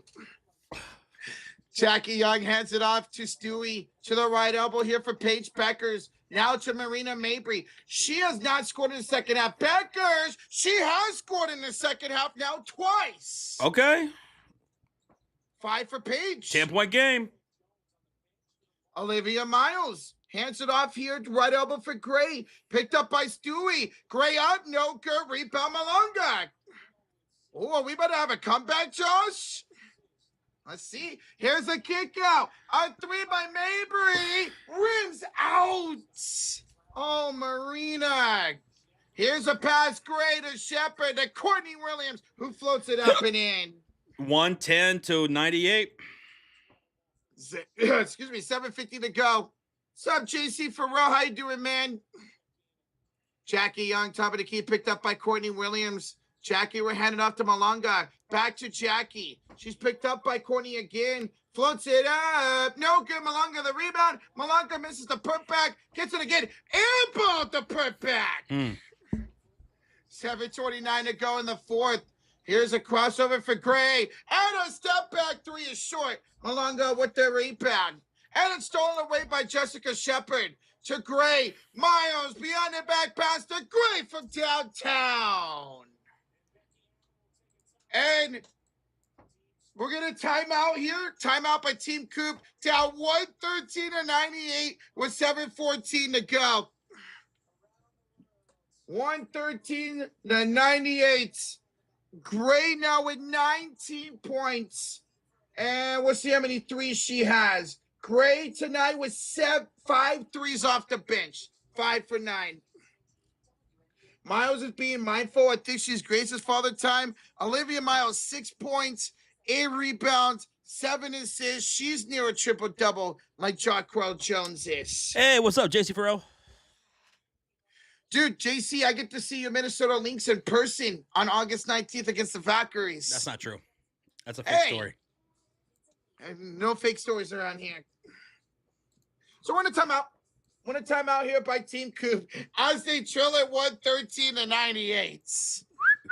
Almost a 20-point game. Hey, you. Did you hit that like button? You did. Thanks. Thank you so much for hitting that like button. We appreciate that. It's the easiest way to show support on the channel. For every like that we get on this stream tonight is a calorie represented for Rocha's dinner tonight. So right now, Rocha, your dinner will consist of 445 calories. That's not a lot of calories. That's not a lot of calories. Oh, I can have like one rice cake. Actually, rice cake might be less than that. I don't know. Yeah, it might actually not work. Thank you, Miss Mr. In Sync fan 5231. Thank you. Thank you, bro. You going to Taco Bell? Oh, babe. I want some Taco Bell. Oh, she already left. Jake B with the 2 says, Curry, it's time to break NBA Twitter. Do it. Steph Curry would never request a trade. I don't think he ever Do would, it, Curry. No, listen to Rocha. Do it. Don't listen to Roach. Don't listen to him. Do it. They're doing you wrong. They've been doing you wrong for 3 years. Do it. Do it, Curry. Please. Unfortunately, I'm all for it if we're not going to put anybody around him. Do it. I never used to be that way. Because Lake Up is pathetic. Dunleavy is pathetic. Do it. Request that trade. You deserve to leave that BS franchise. Man, and that sucks. Joe Laker was one of the best owners in the world over the last 10 years. Not anymore. Scott Holdrover with a 2 cool dono. You're cool like the other side of the pillow. Yes. May your pillow always be cool. I like that. Let's go. Scott, too sweet, man. Thank you. And thank you, Jake B. Oh, my goodness. Does that say $100 from Lever? $100 bomb. He says, Mabry went cold. Unless CC explodes, I want Jacquel Jones to get MVP. More beer money for my favorite sports pod. Yeah, buddy. Beer money. Love it. Also one of my favorite factions in wrestling. Yes, oh, my sir. goodness. Lever. Cheers to you, man. Dude. Let's go, Lever. Thank you so much, bro. $100 bomb. Woo. That's a lot. More beer. More beer. What? Yeah, Mabry and Caitlin Clark went cold in the second half. Mabry is yet to score here in the second half. Hey, Kathy Engelberg's in the chat. Hey, Kathy. You're going to lose your job soon. You're terrible. I hope she does. You're awful. Lever, once again, bro, thank you so much, man. Holy smokes. Gabby Reynolds at a timeout to Paige from downtown. Paige Bueckers just drained a 3 to tie the splash battle at 18 apiece. 113 to 101. Team Spoon with the lead. And here they come with Caitlin Clark, Olivia Miles, Jessica Shepard, Kiki, and Alicia Gray. Shepard the drive. Paige the steal. Uh-oh, guys. We got some defense now. Ahead to Kelsey Mitchell on the breakaway. And the layup is good for Team Spoon. Both teams picking up the tempo here. Playing some defense. Moving the ball around. Paige Bueckers picking up Caitlin Clark. And across court to Jessica Shepard. Handoff back to CC. Paige sticking on Clark. Over to Shepard. Handoff back to Clark off the screen. CC for 3. She's gonna hit the back iron. And the rebound falls to Natasha Howard. And a bad pass stolen up by Olivia Miles. And she'll score. That's 10 points, 8 rebounds, 7 assists now for Olivia. 115-103 Team Spoon. 6 minutes to go. Cheers, Valentine. Gabby really understand. Kelsey Mitchell from downtown. Gabby Williams makes it 106-115, cuts the lead to 9. Okay. Shepard sets the screen for Olivia Miles. Bounce pass, backdoor, Shepard. The pass is intercepted by Natasha Howard. Howard to Gabby, corner 3. Come on. She misses, rebound Jessica Shepard. Timeout, Spoon, timeout. 5:32 to go, timeout. It's a 9-point game. We got a competitive game here. The commentator on commercial break right now just said things are starting to tighten up here. And yes. It is. They're starting to play real basketball, folks. It's making it competitive. It's making it entertaining here in the final quarter of this All-Star game. Jake B with the $2 donation says, let's roll. What is that? A book? Burke times chef. Oh. He ain't going to no Phoenix. Oh. I see people make edits in San Antonio and Boston for Steph. Obviously, Charlotte. Hey, you know what? That's a good idea. How about De'Aaron Fox goes to the Warriors and Steph Curry goes to the Spurs? No. We stream every Spurs game if that happens. Oh, absolutely we would. Jake P, thank you for the 2, man. Hijinks popping the ice cold beer. More beer. Let's go, bro. Do I have enough time to go grab another one? I think you do, Josh. I think you do. Mark says, take the shot, Miles. 8 points, 8 rebounds, 7 assists. Almost a triple-double for Olivia Miles. Rocha, get ready to learn Jalen Green. Boy. Steph to the Sixers. Boy, Jed, they have nothing to trade us. Wemby to the Warriors. Shoot, Alex. Shoot, man. Remember, Mitchell make you pay. Hey, shout out to Kelsey. She is now tied for the leading scorer. Yeah, Kelsey Mitchell is now tied for the leading scorer with Marina Mabry, 23 points. Boy, you're faking.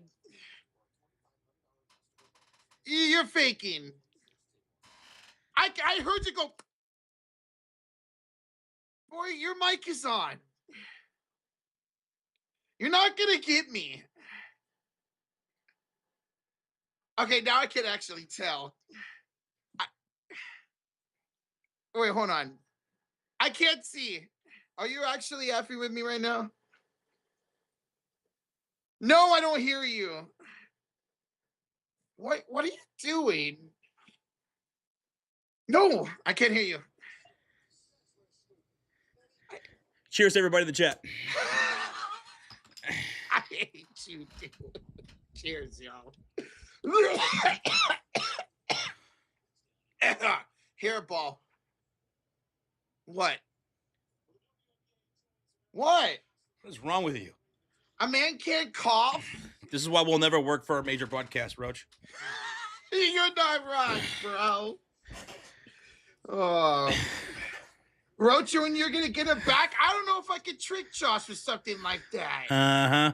I don't think so. We have a real basketball game going on with 5 minutes and 32 seconds to go. Both teams now playing defense. They're now starting to set up plays. We have real basketball with a 9-point lead by Spoon with 5:32 to go. It's on now. I don't know what the crowd is doing, but they're doing this. They're like doing some type of dance. I don't know. Is that the Tyler dance? Oh, maybe you're right.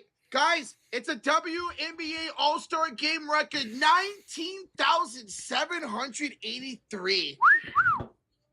Here at the Allstate Arena in Chicago. We're coming back for the commercial break. It's Team Spoon basketball with Caitlin Clark, Jonquel Jones, Ryan Howard, Kiki, and Olivia Miles. Jonquel for Kiki, out of bounds, deflected from Natasha Howard. So it stays Team Spoon basketball with 5:21 on the game clock, 10 on the shot clock. For Team Coop, they have Howard, Stewie, Gabby Williams, Mitchell, and Paige Bueckers. Ball's inbound for Team Spoon. Caitlin Clark, fed by Jonquel Jones, drives on Paige Bueckers. Brings her to the top of the key. Handoff goes Jonquel Jones for three. She knocks it down. Ooh, How about Jones? 20 points, 12 rebounds, 7 assists. And then Team Spoon knocks the ball off for Team Coop out of bounds. Caitlin Clark now with 3 assists. Okay. That's the swag surf dance, says Regier. That's what it's called. Swag surf. Interesting. I never heard that. Jonquel down lane. Oh, she missed the layup. Kiki got the rebound. Kick it out to Howard. Around for Miles. Back up top to Howard. Back to Miles. She's picked up by Mitchell. Step back. 3, Olivia. Oh, Miles. 11, 8, and 7 for O. Miles. The rookie. Welcome to the All-Star game. Impressive debut for the rookie. Stewie, left elbow, picked up by Kiki Arifin. Looking for a pass. Hands it off to Mitchell. Got her here in a bun today. She hands it off to Gabby. Now here to Paige. Paige back to Gabby. Straight away. Deep 3. No good for Gabby, and a rebound by Howard. Howard with 3 rebounds. Hands it off to Jonquel Jones. Tees up the 3 straight away. It's short. Olivia Miles with the offensive rebound. Over to Ryan for 3. Rims out. Oh. Gabby scoops up the defensive rebound. They're down 106 to 121 with 4 minutes to go. Gabby down the middle lane and scores the scoop layup. Let's go. That's 13 now for Gabby Williams. Under 4 minutes to go. Team Coop needs to get some defensive stops here. Gabby Williams will guard Jonquel down the baseline. Jonquel, just too strong. Goes up, misses, gets her own rebound. Out to Ryan, who knocks down the mid-range from short range. Okay. Jonquel Jones. Let's go. Ball deflected out of bounds here by Team Spoon. Team Coop with the inbounds. Jonquel Jones now with 8 assists. She needs 2 more for a triple-double. Come on. Gabby Williams from downtown. Who's talking right now on the screen? Get out of here. As a Sports Center host. 20 splashes apiece. 20. Oh, okay. Who's going to win it? Caitlin Clark, way downtown, off the rim and out of bounds. Do you remember my pre-game prediction? I said Team Spoon would beat Team Coop in a 3-point splash battle, 21-20. You went away. Here's a 3, no good by Team Coop, rebounded by Paige Bueckers. Paige, step back 3. Paige misses. Long rebound for Miles. Olivia, between the leg pass to Kiki Irving. Kiki, do you love me? Love me. Olivia Miles, a double-double, 11 points, 10 assists, 8 rebounds. Here's Olivia, guarding Mitchell. Kelsey Mitchell scores the 2. Kelsey Mitchell, 23 points now. No, that's not updated. 26 now for Kelsey. Say what? She's the leading scorer of the All-Star game. Irifin, picked up by Gabby. Kicks it out to Jonquel Jones, the crossover. Backs down Mitchell. And Kelsey Mitchell with another steal. Wow. Okay, Kels. To Gabby Williams, down by 11 with 2:20 to go. Gabby, pull up 3. No good. Rebound out of bounds. Last touch by Team Coop. Team Spoon's up by 11 points. Looking to close this one out and get the win for Team Spoon. Oh, here's a missed shot and rebound by Stewart. I completely missed that. Stewart to Mitchell. She lost the ball. Picked up here by Natasha Howard. 2 minutes. 2 minutes. Paige, Josh, drives. Paige has 10 points. Paige Bueckers. Oh. Buecker. Olivia Miles. Kick out. Kiki misses the corner 3. Offensive board, Caitlin Clark. Deflected pass off the hands of Kiki and out of bounds for a turnover. By the way, we are 15 likes away from 500. So if you're brand new, hit that subscribe and hit that thumbs up. Easiest way to show some love on the chat. We are 13 likes away now from 500. Kelsey Mitchell tees up the three. Long three, no good. Caitlin Clark gets the defensive rebound. Her fourth board of the game. Caitlin went real cold after the first quarter. Sure handed off here to Kiki. Looking for a pass off to Jarquell Jones. Jarquell with a deep step back. That's a miss, and Kelsey Mitchell with the rebound. Mitchell quickly out for Gabby Williams. To the corner. It's the right corner. Paige now. Top of the key. Kelsey Mitchell rims out the 3. Miles. Another rebound. 11 and 11 and 8 for Olivia Miles. Wow. Jarquell Jones to Caitlin. Inside for Kiki. And Kiki will go up to score. 1 minute to go in regulation, ladies and gentlemen. Kiki with double-digit points, 10. Gabby with the scoop to the hoop. Under a minute to go.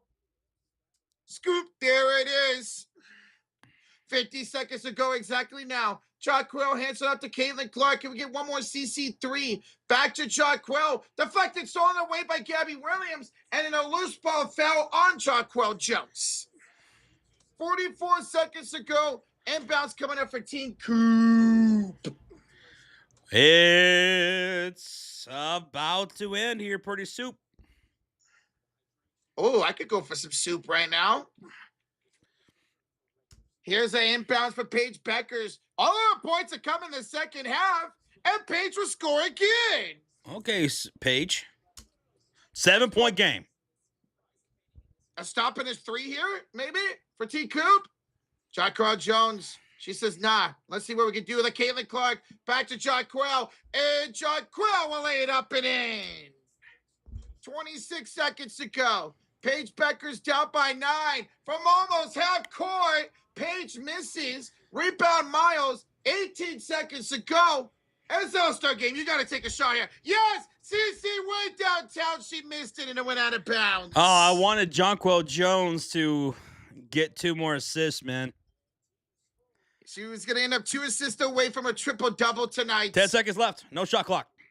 Gabby 8. Gabby for a 3. No good. Kelsey Mitchell the rebound. Kelsey Mitchell the putback. 4 seconds to go. Caitlin would quickly inbound it. Mitchell would take it, throw it up, and that's it. This game is OVA over. Team Spoon wins it by 7 points. 129-122 is your final of the All-Star game. All right, well, that was a fun fourth quarter. I told you guys Team Spoon was going to win this game. They do by 7 points. Team Spoon takes the dub. And I know a lot of you guys had Team Spoon winning this game too, so give yourself a pat on the back. But who's going to be the MVP of this All-Star game? Who is it going to be? Because I'm thinking it might be Jarquell Jones.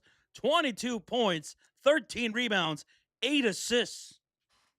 I'm right there. Since Team Spoon won, yes, I think it's going to be Jarquell as well. What do you guys think? Who's MVP tonight? Caitlin Clark had 17 points on 6 for 17 shooting, 5 for 15 from downtown. She was red hot to start the game in the first quarter, but then really cooled off. She also had 5 assists and 4 rebounds to go with her 17. A'ja Wilson only had 12 points in 14 minutes. Shepard had 7 points. Olivia Miles had 11, 12, and 8. Almost a triple-double for the rookie. What a debut for her. But I think the MVP will go to Jarquell Jones. I'm thinking it's Jarquell. And the chat's with us, Josh. They're thinking Jarquell Jones as well. Almost a triple-double. She was 2 away from a triple-double. But, Alicia Gray had 19 points off the bench. She did pretty well shooting-wise. She shot 50% from the field, 5 for 9 from downtown.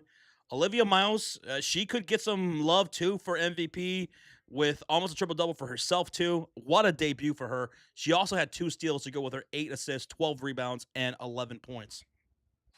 The third rookie ever to have a double-double in the WNBA All-Star game. Rogier's going to give some love to Olivia Miles here. Okay. She had a hell of a debut, man. She's so much fun to watch. I can't wait till we get to call her games. Josh, look at this blast battle. 21-20. Wow. I said the score for the splash battle will be 21-20 in favor of Team Spoon, but it was Coop who won 21-20. I said it was 21-20. I just didn't get the right team.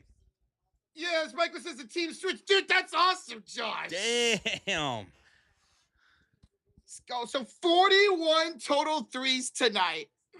Dude, Angel Reese didn't get a whole lot of minutes in the second half of that game. No, she did not. Angel Reese did not get a whole lot of minutes. She only played 9 minutes, the least amount of anybody on Team Coop tonight. So if you're wondering about her, 9 minutes only for Angel Reese, all that in the first half. 0 points, 5 rebounds, 4 assists. Paige Bueckers, 12 points, 7 assists. She had all her points in the second half. Kelsey Mitchell was actually the leading scorer for the game, folks. Mitchell, 28 points on 11 for 19 shooting. She had 5 steals, 4 rebounds, 2 assists. Had Team Coop won this game, Kelsey Mitchell would have been MVP. No doubt about it. Josh, the over was 271.5. The under hit easy. So it was the under. I had the over. It was. So there you go. I had the over too. Wow, it hit 251. Chef Benito says, guys, why is it Team Coop versus Team Spoon? Weatherspoon drafted this team against Cooper. Yes. And then Cheryl Reeve coached Team Spoon, and Becky Hammond coached Team Coop. But yeah, these were drafts just like the NBA used to do. Jonquel Jones has been announced as the WNBA All-Star MVP. It goes to Jonquel Jones, just as we thought. Congrats to her. Almost a triple-double for Jonquel tonight. 22 points in 22 minutes, 13 rebounds, 8 assists. Look at that. She was the leading scorer, rebounder, and assister for this team. Thank you guys so much for tuning in. If you're on the way out, we hope you guys enjoy the live stream and hang out. We did as well. We'll be live on Tuesday for the Fever game. We'll be back for the Fever on Tuesday night. On the way out, hit that thumbs up, hit that subscribe. Thank y'all so much for keeping us company here tonight. Jonquel Jones, MVP. It was a lot of fun hanging out with y'all tonight, man. That was a fun fourth quarter. Congrats to Jonquel. And it will be the Fever taking on the Storm on Tuesday. Have you guys even mentioned Boston's name tonight? Oh, dude, Boston was incredible for a couple of quarters there. Aliyah Boston put in some work today. She did. She had at least 8 points. Yeah, if you look at the ESPN and WNBA stat sheet, it doesn't show her true stats. They messed up Boston's stats all night long. Yeah, you're right. Scott Host says a Group McKay. So pretty much look at a Group McKay stats. That's what Boston was. So 11 points tonight for Boston. Yes, sir. Follow time. Thank you, brother. Brian Jacobs says Olivia Miles was my vote for MVP. While shooting the ball only 5 times, she controlled this game on both ends without breaking a sweat, near triple-double. She's special, isn't she? I mean, So Jonquel got the MVP, but Olivia Miles getting some love. I don't blame you guys. Olivia, what a debut for her. She is the truth, man. She's the truth. and I get to see her in person on August 19th. I can't wait. Avatar with a $10 donation. Oh, Josh Rocha, even though my birthday is this Tuesday, we had my birthday here tonight. We had Culver's. I had a Reuben sandwich and some cheese curds. Dude, birthday at Culver's can't go wrong. It's so good. Sounds great to me, man. And you had a Reuben sandwich. I'm not a big fan of Reuben sandwiches. Reuben sandwiches are amazing. Avatar, hey, man. Happy birthday to you. Yeah, happy early birthday, Avatar. I really hope it's a good one, man. Stephen Inks, thank you, buddy. Regier with the $2 donation. Damn, Kamish, WNBA Finals, and All-Star MVP, all 4. So she's been Commissioner MVP, WNBA MVP, Finals MVP, and All-Star MVP now, Jonquel Jones. So Commissioner Cup MVP. Okay. Whoa. Jonquel, she's that girl, man. Such a beast, man. Jonquel is that girl. Also, on a highlight of the All-Star game, how about Dominique Malonga with the dunk, man? Showing up for the fans. We wanted to see it pregame. We were calling it out. We said, Malonga, go get a dunk. She did. That was so epic. That was the first time we called a dunk. In the WNBA, first ever. Yes. Calgary, we love you too, man. Thank you, bro. Appreciate you, bro. Marina Mabry. I thought she was gonna absolutely have a chance at breaking the most points for an All-Star game because she had 23 in the Yeah. first half, and then she just went cold. She was missing layups, and she could not score at all in the second half. She went 9 for 21 for the Wow. game. She wasn't missing anything in that first half, and then she missed everything in the second half. Jesus. 14 of her 21 shots from downtown, and none of them went in the second half. Mish, we appreciate you too, man. Appreciate you too, dude. It was fun. Brian Jacobs, same as you. And shout out to Lever for the $150 bomb tonight. Shout out to Wendell for the $50 bomb. Everybody who donated, subscribed, who gifted. Thank you so much, guys. Everyone hit that like button as well. Thank you. Commented, hanging out with us. Gracias. Glad this All-Star game is better than last year's, man. Reggie with a 2 says, everyone except Miz available on my MLB fantasy team. Mizarowski. Okay. Okay, good to know. Yeah, he's the starter. Probably going to win the NL Cy Young from the Brewers. Rozier, thank you for the 2 and the heads up, bro. It's not so the trade deadline is still around for our fantasy? Let me see when it is exactly. I know it's coming up pretty soon. Fernando said, what happened to the 3-point contest? So the 3-point contest was yesterday night, and it was won by rookie AZ Fudd of the Dallas Wings. First ever rookie to win a 3-point contest. And she had first ever rookie with a 30-point round 2 for Fudd. Yeah. She was awesome. When is our trade deadline? Rozier, do you know? It's not till August 14th is our trade deadline for fantasy baseball. There you go. Silver on the ropes right now. Oh. Silver. Adam Silver, the real commissioner of the WNBA when needed. Because Kathy Engelbert is just a puppet. She's awful. The WNBA needs a real commissioner. They need a real commissioner. She's awful. So, Kathy Engelbert was asked today what she expects to be commissioner at the start of next season. I am so blessed to be at the helm of this league during my incredible hype growth period right now. I will continue to do my job, execute the strategy because it's been working. So she did not say yes or no. She thinks she was a big part of the growth of the WNBA? Yeah. You're not David Stern, Kathy. Adam Silver's not even David Stern. Nope. Mm-mm. Kathy, you got lucky. You're awful. The fact that she didn't give her yes or no, I hope she's not the commissioner come next season. Adam Silver, kick her to the curb. Get her out of here. Let's get somebody fresh and new, man. Somebody who could actually take some reins and who actually has a real voice, who can be both stern and fair. Because basketball hasn't seen a commissioner like that since David Stern. He was that. He elevated the game of basketball like nobody else did. No, we're on our 3rd season of covering the WNBA, man, and not a single season have I had a good thing to say about Kathy. So please pull the trigger and get somebody else. John Frost, hey, you have a great night, bro. We appreciate you, dude. Yes, sir. Alex says, can I give my MVP award? Because my MVP award goes to Josh and Rocha for doing play-by-play on the NBA, WNBA, and NFL day in, day out for us. You guys are the best. Alex, thank you, man. Dude, you're too kind. Thank you for the kind words, bro. Appreciate you, dude. I think that's what makes this channel a bit special. The fact that we have such different, distinct fan bases that follow this channel throughout the year. We have a dedicated NFL fan base that's been following us for almost 10 years.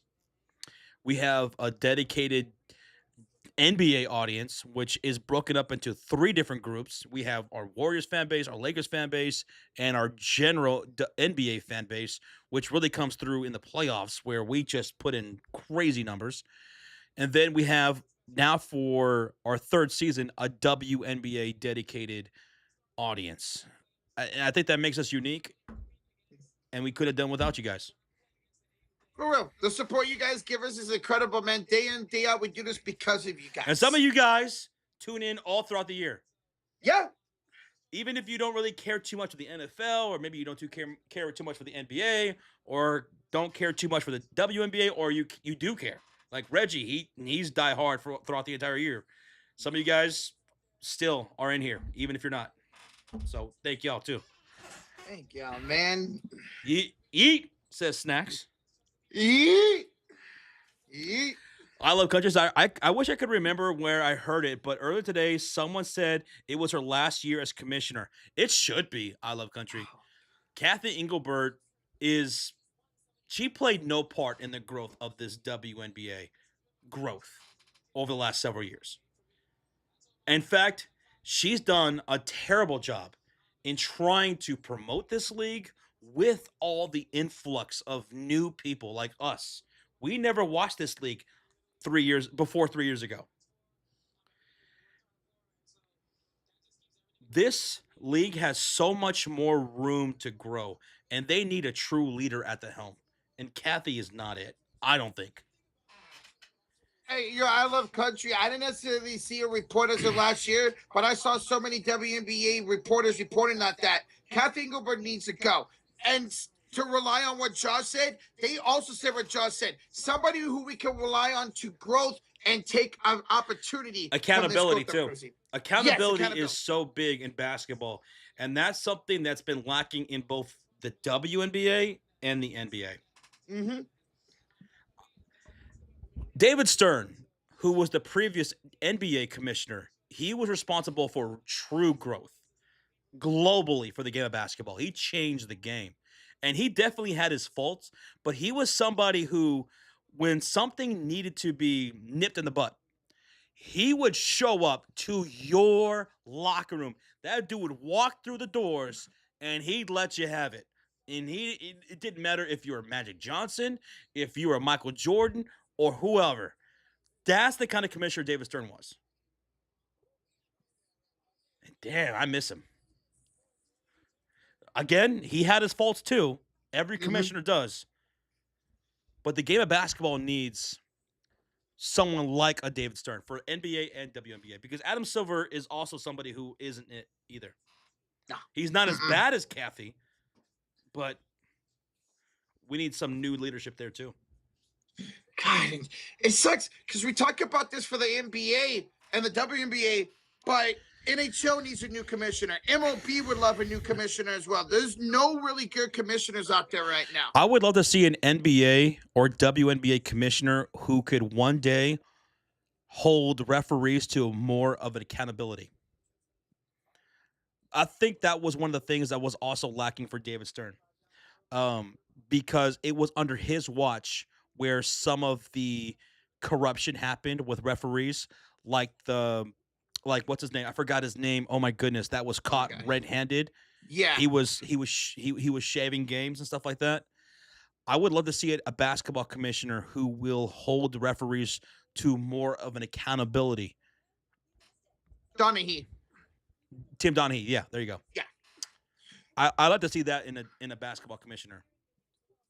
I like that because we've seen Kathy do it. We've seen Adam Silver do it, where they protect the referees a lot. You can't even question them. You can't question them.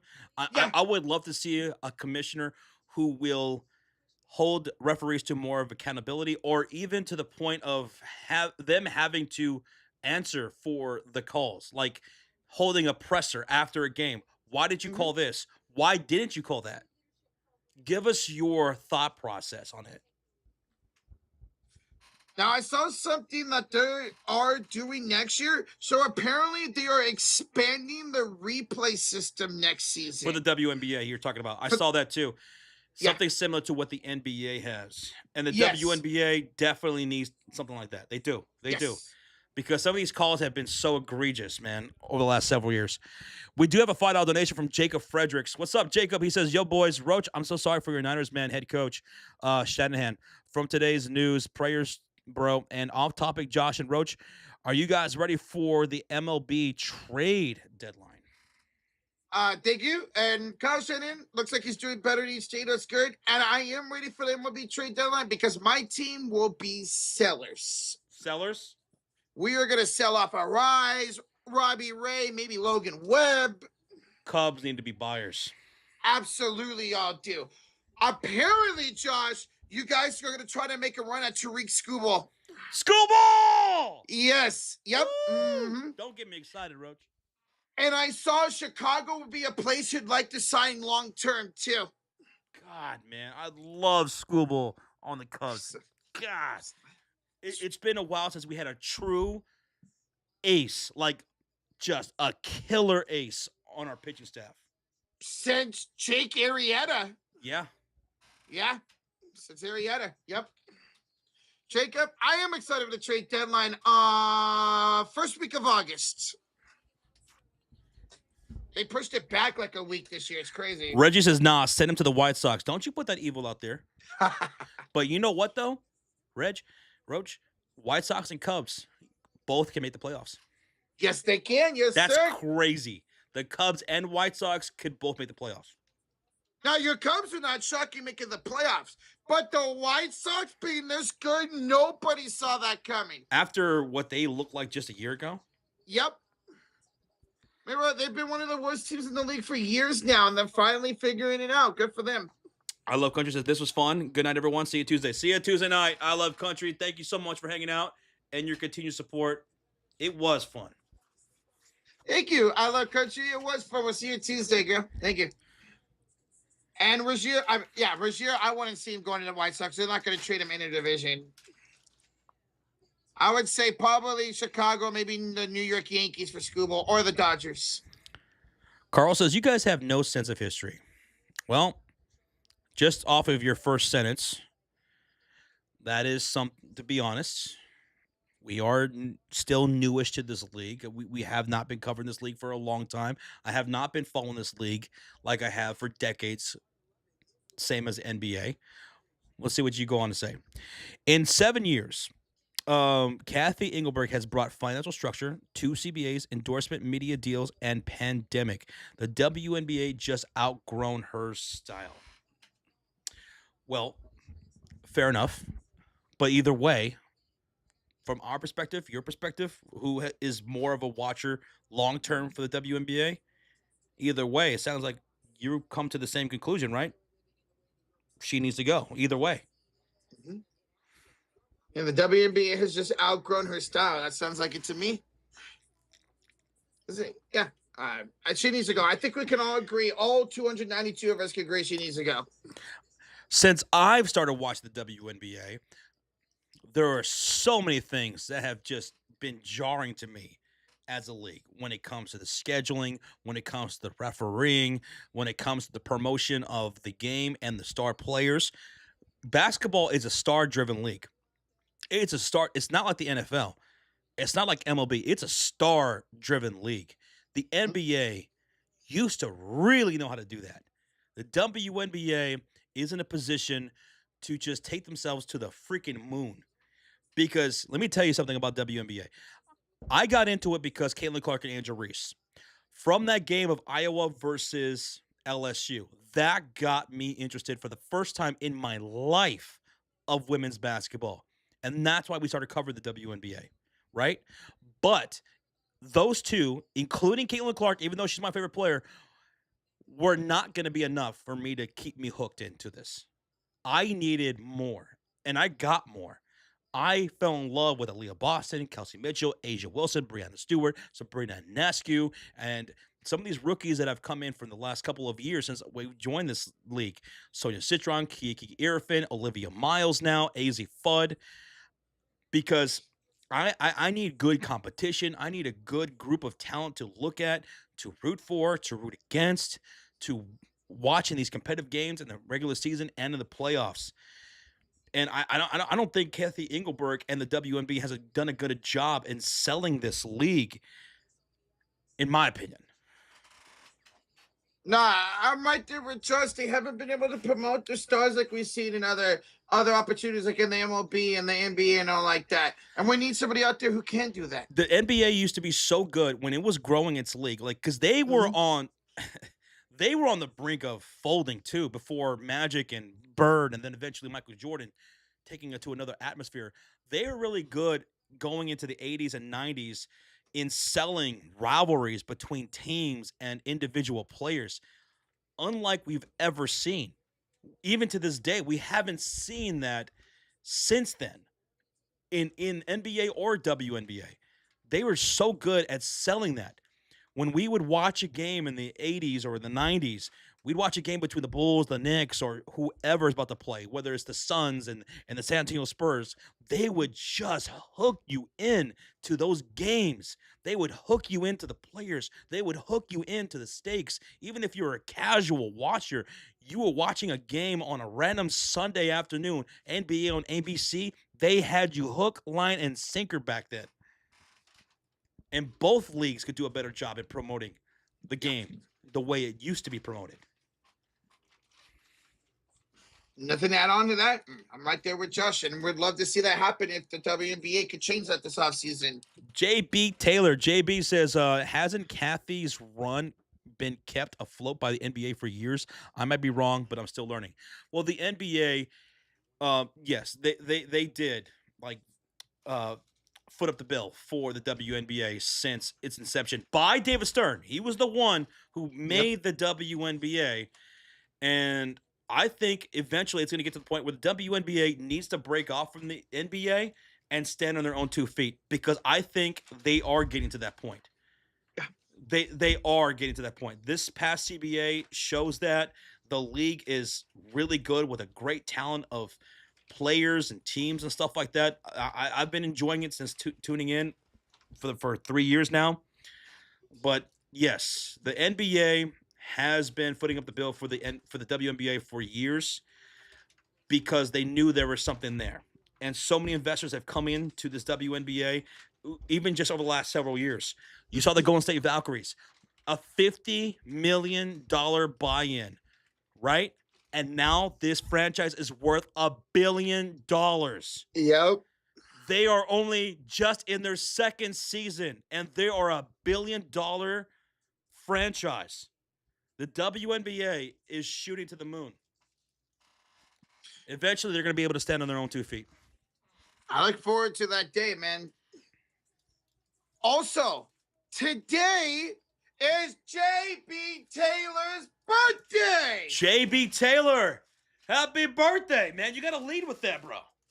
Happy birthday, dude. Happy birthday to JB Taylor.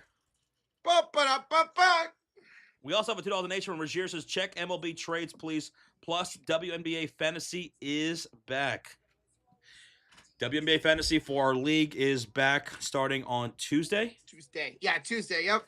I'm in a matchup right now with Jets. Mofo's kicking my booty cheeks. JB Taylor, you're 41 years old. You're getting old, dude. Man, imagine being 41 years old. I know. Hopefully you've had a good birthday, JB Taylor. Yeah, Scott says he's still a youngin'. Steve says it was respectively good rivalries too back in the day. Oh man, I loved it back in the day. The rivalries between the Bulls and the Knicks, the Bulls and the Pacers, the Knicks and the Pacers, Miami Heat, Charlotte was pretty good too. And the Western Conference, man, San Antonio and Houston in the 90s were really, really good. You had the Phoenix Suns, Utah Jazz. There were some good teams in the West in the 90s. We just don't talk about them as much because the East dominated the 90s because of Michael Jordan. And you had also Seattle was really good in the 90s. Seattle was really good. Yeah. Seattle, Portland was good in the 90s. Yeah. With Clyde Drexler. They made it to the NBA Finals in 1992. They lost to the Bulls. It was a good time. I wish I grew up during the 90s. I was born in 96. I wish I grew up during the 90s for basketball, for WWE sake. And you had killers. You had killer mentalities back then. Everybody wanted to kill everybody. It didn't matter if you were playing against your best friend. They wanted to destroy you. And I'll say this, for the NBA, we're starting to see more of that mentality come back into the league with these newer players. Yes, these newer players out over the last several years, They have a dog mentality that we haven't seen since then. Like these younger guys, they really come into this league and they're hungry and they want blood. Like Victor Wembanyama, Caleb Wilson, who we just drafted for the Chicago Bulls at number 4 overall. That's how he talks. I love the mentality of these younger guys for the NBA. They're bringing that back. They're Yeah. bringing back the defense. They're bringing back the bigs in the NBA after years being away. They're doing away with the softness. We have that killer mentality coming back into the NBA. And for the first time ever, we're starting to see parity in the NBA. Every year, there's a new champion now. Every year Everyone's since hungry. 2019. And I love that. A hungry league is a healthy league. I like a freaking Yaxo, man. Yaxo, our rookie for the Warriors, is going after everybody. I love his attitude. And by the time, back in the 1980s, the rivalries between Boston and Detroit, Boston and LA in the finals, Philadelphia with Dr. J, they were also really good. Chicago Bulls, we weren't like a major contender in the 1980s, but we had a pretty good young player in Michael Jordan who used to piece up everybody in the 80s. Yes, sir. What? I think lost a couple playoff series in the 80s, right? Michael Jordan? Oh, yeah. We played even Boston Celtics. He was the best player in that series when we lost to the Boston Celtics. Okay. We lost, but we had the best player in the series. They could not guard Michael Jordan. MJ, baby. Oh, it's just so nice to have such a competitive league in the NBA, man. These players are coming into the league with a different mentality that it's refreshing to see, because for a long time we saw a lot of guys who were just soft around the edges. Guys who would just like Kevin Durant. Excellent talent. He's a bit soft around the edges. Yes. Now we're starting to see these guys who come into this league. Like, look at Dylan Harper, what he did in the playoffs versus a De'Aaron Fox. Right? De'Aaron Fox, soft. Dylan Harper, first year rookie, he was a dog. He was a mean junkyard dog, man. And Mitch Johnson messed up by not playing him more. They needed a guy like him at the helm more than a De'Aaron Fox. These younger guys are built different, and it's refreshing and also fun to watch. I know he's been in the league for 6 years, but look at freaking Anthony Edwards, man. Edwards? Love his attitude. Like, Josh talking about all these new guys. Anthony Edwards, to me, for that 2020 class, dude's a dog. He has that mentality in him. That's why Anthony Edwards is one of my favorite players in the league. It would have been crazy if LeBron teamed up with him. What's up, Jason Spitzberg? What's up, dude? Why would Charlotte trade all the talent? They did okay this year. We're not really shocked that they did that. LaMelo, yeah, he's a great talent, but dude just can't stay healthy. Bridges, I mean, Miles Bridges is really good, but he's also got a lot of issues with him off the court. Still got a lot of talent over there in Charlotte. They're going to be a good team this year. I think they'll make the playoffs towards the end of the playoffs, into the play-ins. But to get LaMelo out of there is not shocking at all. Hopefully, LaMelo can stay healthy in Minnesota.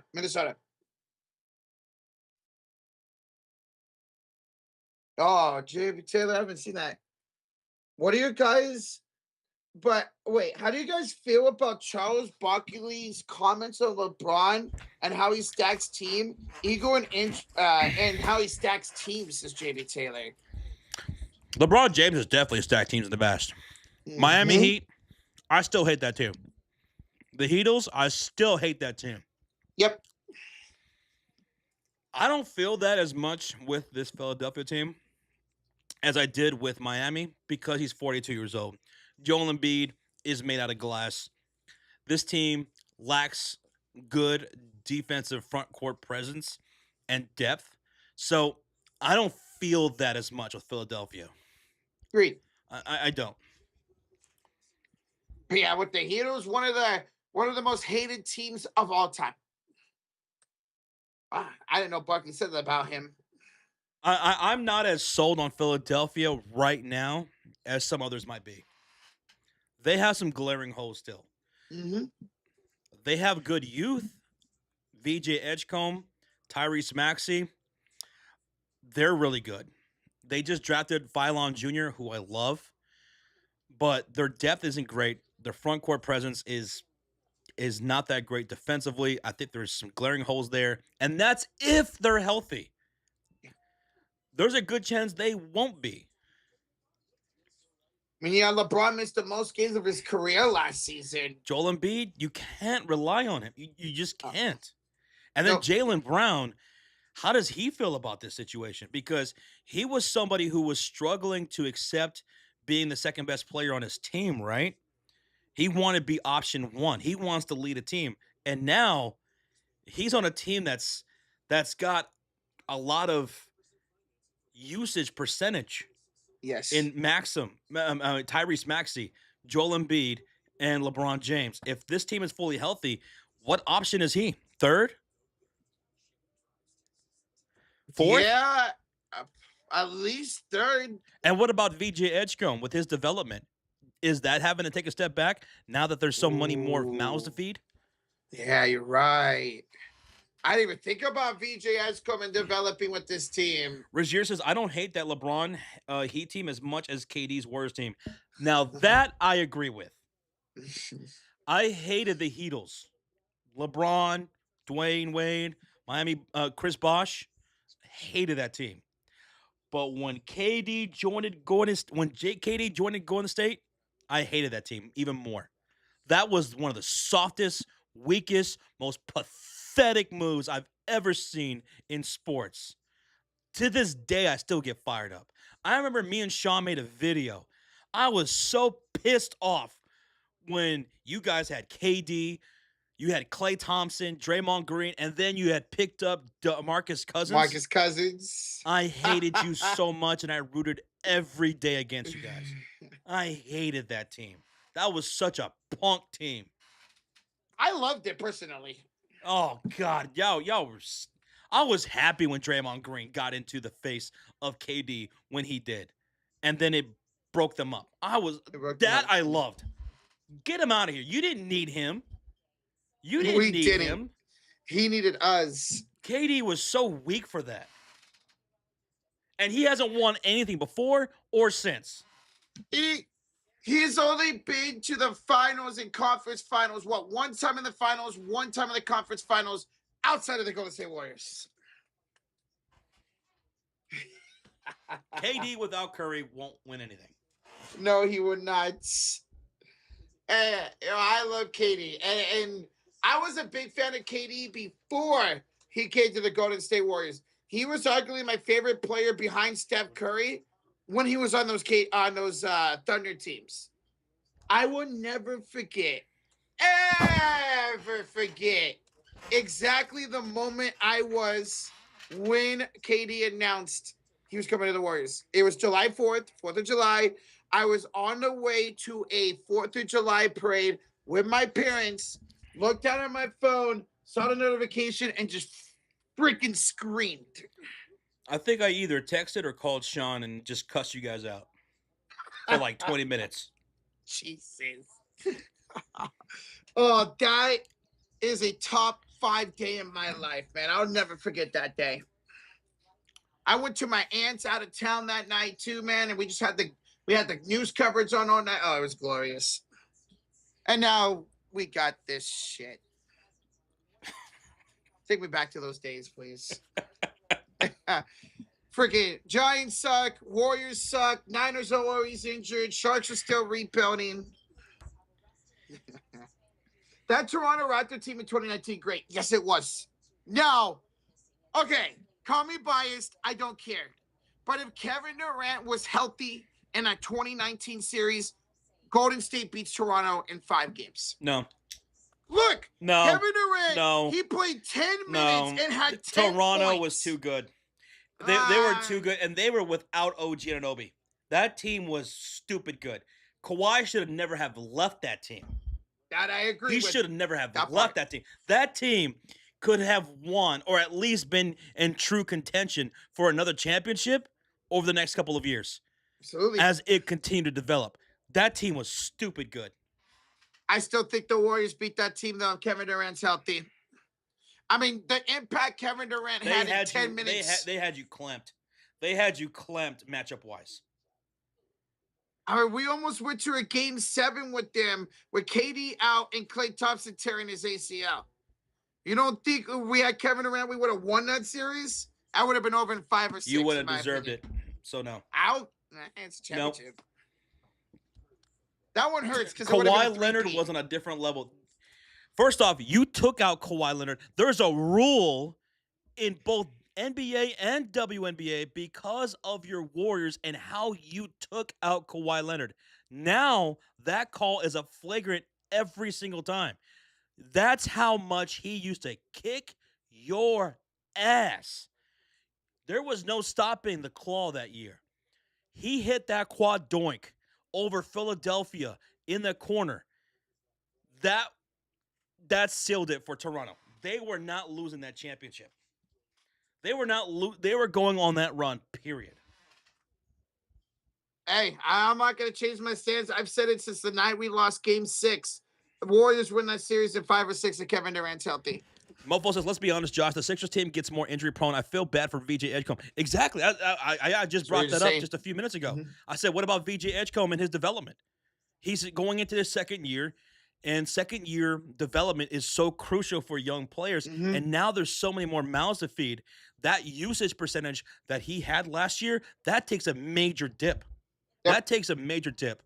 Philadelphia still lacks a depth. They lack front court defense. Even if they're healthy, they lack defense in the front court. They are going to get beat in transition by teams like Indiana and teams like New York and Toronto. Now, what might be a saving grace for VJ Edgecombe is if LeBron and Embiid do miss a lot of times, then it's basically last year's team with Jaylen Brown. Basically last year, Jaylen Brown had the most usage. He had one of the most usages of last year. VJ Edgecombe, even if LeBron and Embiid are out some of these games, his usage is still taking a dip. Yeah. Okay. Yeah. That's a fair point. That's gonna suck, man. And if Jaylen Brown, when the team is healthy, if he's option 3 or even 4, how is he gonna like that? Yeah. I still have some question marks about this team. It looks pretty decent on paper. I like the signing of Dean Wade. I like the drafting of Phylon Jr. But this team still has some question marks. And PJ, I saw your tweet earlier about the Golden State Warriors, and I'm so glad you tweeted about the Golden State Warriors and how Lakeup is talking about, oh, well, we're kind of looking forward to rebuilding this team post-Curry era. And you said, why not just trade him then? If that's where your mindset is, why not just trade him? Exactly.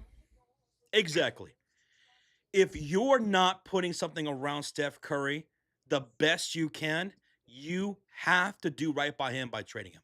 There is nothing here other than just trying to sell tickets and then just while also kind of shoving Curry out the door for his retirement and then do something, which you're not going to do. You're not going to do it.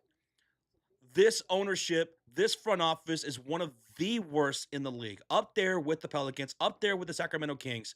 That's why if I'm an NBA franchise, I am trying to call the Warriors in the middle of the night. I'm trying to knock on their door and get their future first-round draft picks because the Warriors have ownership of their first-round draft picks. I'm trying to snatch those from Golden State because they're going to be so valuable. Because post-Curry, this franchise's first-round picks are going to be a game changer to somebody. That's why I think the New Orleans Pelicans kind of messed up, declining that trade offer from the Golden State Warriors. Warriors tried to call for Trey Murphy, and they said, no, we want more. Pelicans, you didn't do anything this offseason. Your bum-ass franchise did nothing this offseason. You have 2 really good cornerstone pieces in Fears and Derek Queen. Everybody else, you got to get rid of. You got to get rid of all those guys. But because this collective of talent has done nothing for you but be on the injury report and give you losses. You've done nothing. You have to move on from Zion. You have to move on from from Trey Murphy and all these other guys. You got to start building around Fears and Derek Queen. The Warriors and Pelicans should be talking together right now. And if they're not, and if the Warriors are not going to go out there and try to make a bigger move to get something around Curry that's reasonable, then trade him.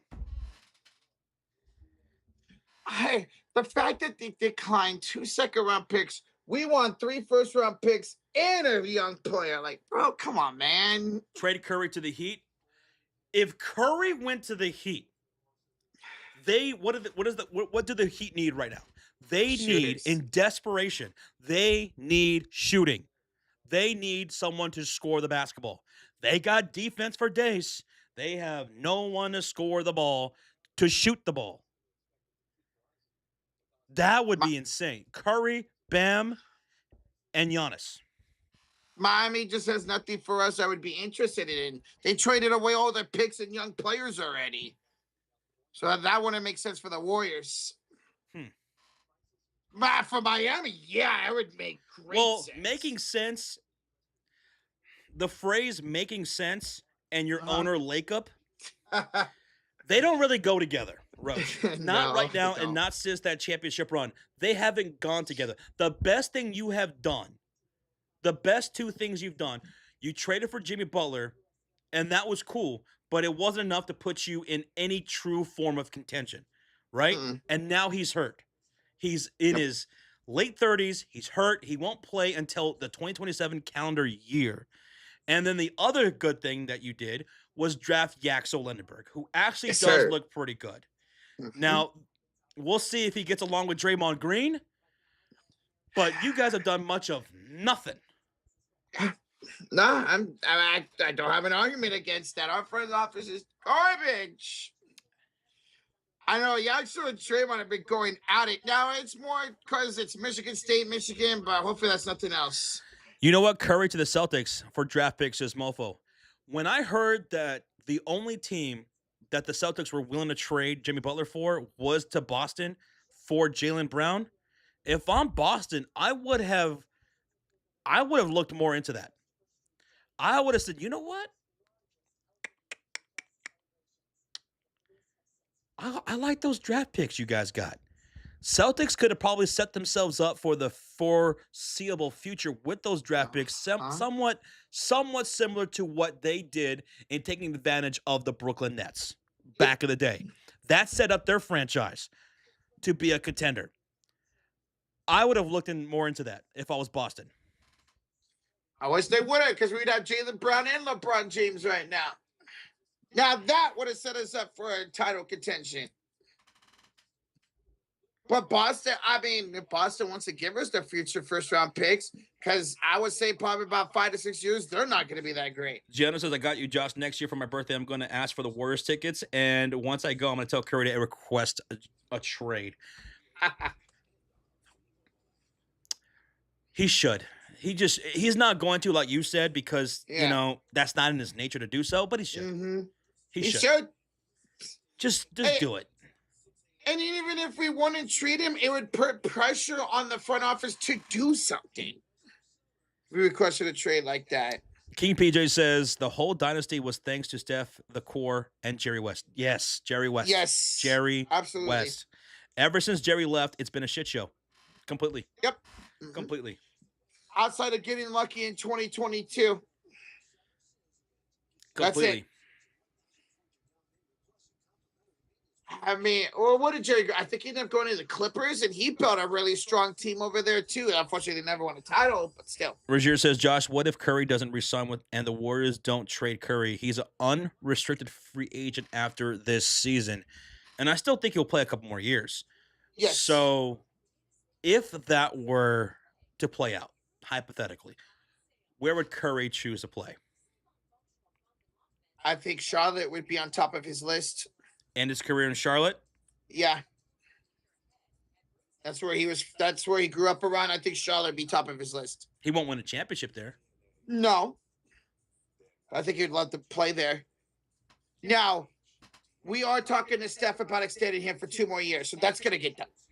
In a stupid hypothetical that will never happen in a million years because it doesn't make much sense and no one's going to accept this, but I would love to see De'Aaron Fox traded to the Golden State Warriors for Steph Curry. Oh, I'd hate that so I would love to much. see Wembanyama and Curry play together. Oh, that would be so crazy. Dylan Harper coming off the bench. Curry out there with Steph Castle. Ridiculous. I mean, my God. Look at the battles we saw last year. Those two back-to-back Warriors Spurs games. Steph dropped like 40 points in each game against San Antonio. Minnesota, okay. Ooh, Minnesota. Ooh, So yeah, it'd be Curry, LaMelo. It'd be Anthony Edwards. It would be Ayo Dosunmu. Guard heavy. Yeah. Very Oh, guard God, heavy if that happens. a lot of guards. Oh, that's right, because they traded Naz Reid for LaMelo. They did. I keep forgetting they traded Naz Reid to Charlotte. Oh, man, Steph playing with Wembanyama would be ridiculous. Man, Ugh. Orlando could use a Curry. Oh, God, in the deepest of ways they could use a Steph Curry. Denver could use a Curry. Denver, oh, yes. I mean, they were in the LeBron sweepstakes for a little bit. Jake, he's not going to Denver. He's not going to Phoenix. PJ says Orlando is missing the playoffs. I don't hate that take. Orlando, just so wildly inconsistent, man. They were the 8th seed. Now, they did do well in the first round, and they took Detroit to 7 games. Uh-huh. But my God, that team has so many holes. It's Swiss cheese over there. And so inconsistent and injury prone. Yep. And they traded majority of the future for Desmond Bane. And the Eastern Conference got so much stronger. Yes, sir. Yes, Boston still around. New York, Cleveland, Toronto, Atlanta. Atlanta defensively is going to be stud-tastic. I like how Atlanta's built right now. Philadelphia is going to be in the mix. Absolutely. Charlotte, Miami. They have now Giannis and Bam. Good front court. Mm-hmm. Good. A lot of defense over there in Miami. Lack of shooters, but great defensively. Chicago, they're not going to be a playoff team either, but they're going to be a team that you can't just go in there and take lightly next year because they're going to be a great transitionally. They're going to be a great defensive rebounding team. Excuse me. Indiana's back next year. Yeah, Indiana. Indiana's back next year. Brooklyn, they're going to have a very underrated backcourt next year with Yegor Dolman and Mikhail Brown Jr. That is going to be a backcourt to look out for. They're not going to win a lot of games. They're going to win barely any games next year. But that backcourt in Brooklyn is going to be fun to watch. That backcourt is going to be fun to watch. You mentioned last week how great Dolman did in the freaking summer league. His shot has really come along. Really come along. And then Washington. I like Washington. I mean, Washington has a perfect mix of veterans with AD and Young, and obviously all the youngsters they got with DePonza and Sarr. Mofo says, now with how it's shaped up in the Eastern Conference and Western Conference, now let's go back to East versus West. I think they've already announced a tournament for next year. I agree with Mofo. Now that the East has come up so heavily, and if you look at the last 8 years, what is it, even now? The East and West have won each 4 championships? Milwaukee. Correct me if I'm wrong. Milwaukee, Toronto, New York. Milwaukee, Toronto, New York. New York. Another East. Who am I missing? Yeah, let me see. Boston. 22. That's Boston. Right. And then you had obviously OKC win a championship. You had Denver win a championship. You have a good night, Lakers. Scott. Thanks for hanging out, dude. Appreciate you, bro. Regier with the $2 donation. Red Sox trade early for Curtis Mead from Washington. Curtis Mead, I don't think he's even having a good season. Curtis Mead. PJ says he's hot, wet ass, Reg. Yeah, that's what I thought too. And Early's one of your young pitching prospects. Huh. I don't know if I like that trade for you guys, Rozier, especially with the way you guys were playing lately. Reg, thank you for the 2, man. Thank you. But I would like to see it East versus West now. I'm cool with that. It would be good with how Because now in the East, okay, in the East you have Bam, you have Giannis, LeBron James, Cade Cunningham, Jaylen Brown, Jason Tatum, Jalen Brunson, Karl Anthony Towns, Donovan Mitchell, still James Harden, Evan Mobley, Jalen Johnson, Paulo Banchero, Wagner, Con Knipple, Tyrese Halliburton, Uh-huh. Anthony I Davis if was he's healthy, Yeah, Trey Young. Trae Young. He's up. And you got all these youngsters like at the Ponza coming up now. That would be fun. I know they've already announced a tournament for next year. Maybe the following year they could go back to it. Bucket and Dime of the Five says Miami has 5 guys that shoot 38% or better from 3 last year. The league average of 36. The narrative of the Heat not having shooters needs to stop. You think so? Going into this year, though, you think so? And they lost all of their young shooters to that Milwaukee squad now, man. We shall see. For this roster going into this next season. I can't wait. I'm so excited for this NBA season outside of the Warriors. Because Hero's gone, Powell's gone, Jaquez is gone. Those guys are gone. Where's Norman Powell and Hero, 2 out of 5 shooters? Yeah, they're both gone. Norman Powell's in Chicago. Oh, that's right. He's in Chicago. Hero is in Milwaukee. Glad you said that. I was literally about to look up where he went. That's right. He went to Chicago. Yeah, we signed him late. We signed him late in free agency. We desperately needed somebody who can shoot the ball. We have a lot of playmakers. We have wing and front court players. We needed a shooter desperately. I wanted to address that in the draft with getting Cam Carr at 15, but we didn't do that. So we got Norman Powell. Oh, man, that was such a good signing. And then, them losing Tyler Hero to a trade. So Bucket Dime says, no, those guys are on the roster now. If you guys can do that, if you could knock down some of these shots with the construction of your roster right now, if you could be better offensively than what a lot of us outside of Miami think, then you could be a little bit more dangerous than what people think. Maybe. The defense is no question. Let's say Porter shot 46%, Wiggins 41. Wiggins shot 41% of downtown, Mitchell 40, Hardaway 41, and Fontecchio 38%. Whew, you're putting some relying on Fontecchio. I like Fontecchio, but yeah, it's decent. Damn, Wiggins shot 41% from 3 last year. Good for him. It's crazy. But with more volume, what do you think that shooting percentage is going to be? Probably more mid-30s for Wiggins. That's what he was around Golden State. Now I'm waiting on the Lakers to acquire Kuminga and Cameron Johnson. Cam Johnson is still out there free. Yeah. Jonathan Kuminga, I thought he should have taken that deal with the Los Angeles Lakers. Yes. Don't think that you're better than Jalen Duren and Jonathan Kuminga are kind of pissing me off with how they think they should be paid right now. No. I think Kuminga should go take a proven deal with the Los Angeles Lakers. And Jalen Duren, your market is none. Zip, zilch, nada. You played the market, and everyone said, we're good. We're good. I think Kuminga's camp is asking for $25 million per is ridiculous. Ridiculous. What have you done throughout your career to warrant that? To think that you can warrant that? You haven't. What, NBA champion? Is that like he was part of that NBA championship squad? Kuminga, I think, would be a really good fit with how this Lakers team is constructed right now.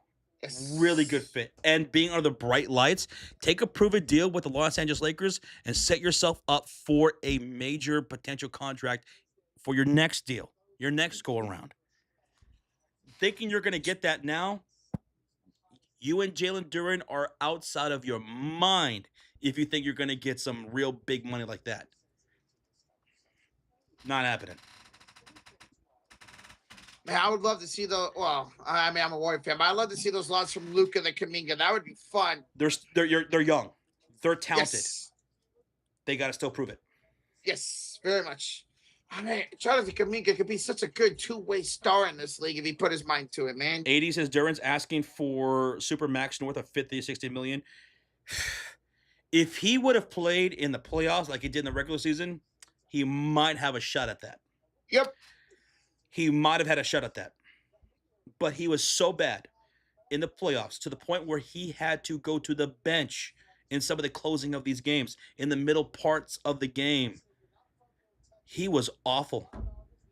Do you really want to give 50, $60 million a year to a guy who disappears and can't be played in the playoffs when the game becomes more half court, where his weaknesses become glaring? He was weak against Orlando. He was weak against Cleveland.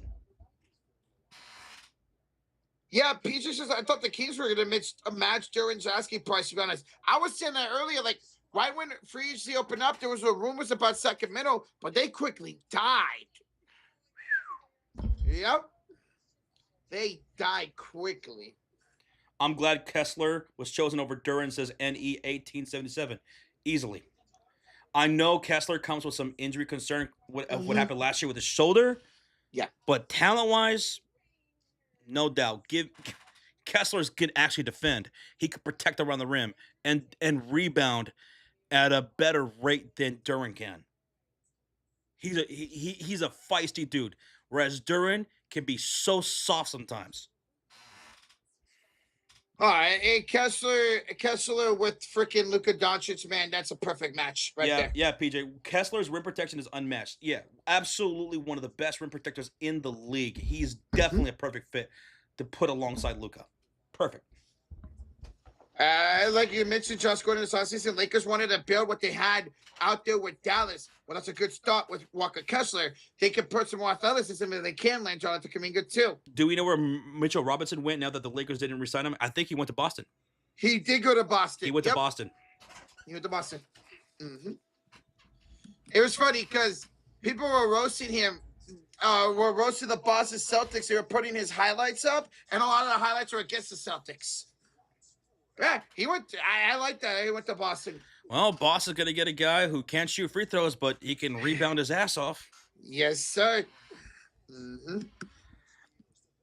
That's right, Rozier. Drummond went to the Knicks. Yep. They lost Mitch Robinson. They brought in Drummond, who can be serviceable. Yeah. Yes, sir. Yeah, he was all right with Philly last year. He had to start a lot because Embiid went down. He was all right. Exactly. That's right. NBA season is going to be so much fun. Oh, my goodness, man. There's so many threads. Now that LeBron James has signed with the team, now they can get the schedule working. Because I know Adam Silver put that out there. He says, we're not cementing anything with the schedule. We're waiting for LeBron James, which makes a whole lot of sense. And the thing that jumped out to me immediately since LeBron was announced to the Sixers, Christmas Day. Because that's the biggest regular season day of the NBA, right? Besides opening night? Yep. Christmas Day, Philly versus New York. Gotta do it. Philly versus New York, Christmas Day. I see a lot of people wanting that as the opening game, too. You could do that as well. But I think Christmas Day, Philly versus New York is perfect. Okay, I like that a lot. I think it's perfect. Philly took out Boston. Philly did take out Boston. They took out Boston, right? Yep. And then New York took out Philly. Do Philly versus New York. I am 100% cool with that, man. Arturo says now, Josh, Philly versus Boston. Do that opening week. Yeah. I think there's more money and ratings draw with Philly versus New York. The defending champions against LeBron James and Jaylen Brown, who was on that Boston squad. Yeah. I think there's more ratings there. And Christmas Day is your ratings bonanza during the regular season. Oh, man. New York, Philly. I 100% they're going to put that for Christmas. What's up, though, Art? Rozier with the 2 says, check DMs. Who wins East Group A? All right, let's see. East Group A. East Group A in the Commissioner's Cup next year will be Sixers, Knicks, Heat, Pacers, Cavs. Holy My shit. God. Whoa. Sixers, Knicks, Heat, Pacers, Cavs. Group B, for the Commissioner's Cup. Who are you taking out of that group? Remember, Indy's coming back next year. Yeah. I want to rock with, I don't know, dog. I want to say Cleveland. I'm going Knicks. You're going Knicks Knicks? were in the Commissioner's Cup championship game last year. They Yep. took out the San Antonio Spurs. They play for real when it comes to the Commissioner Cup games. Yes. They really kicked it up a notch whenever they were in those Commissioner Cup games. I'm taking New York out of that group. Oh, and my heart says Cleveland. That's yeah. Oh, who said it? 80 says that's a group of death. Marjorie, you have a good night. For those that are still sticking around here way after the game, thanks for kicking with us, talking basketball.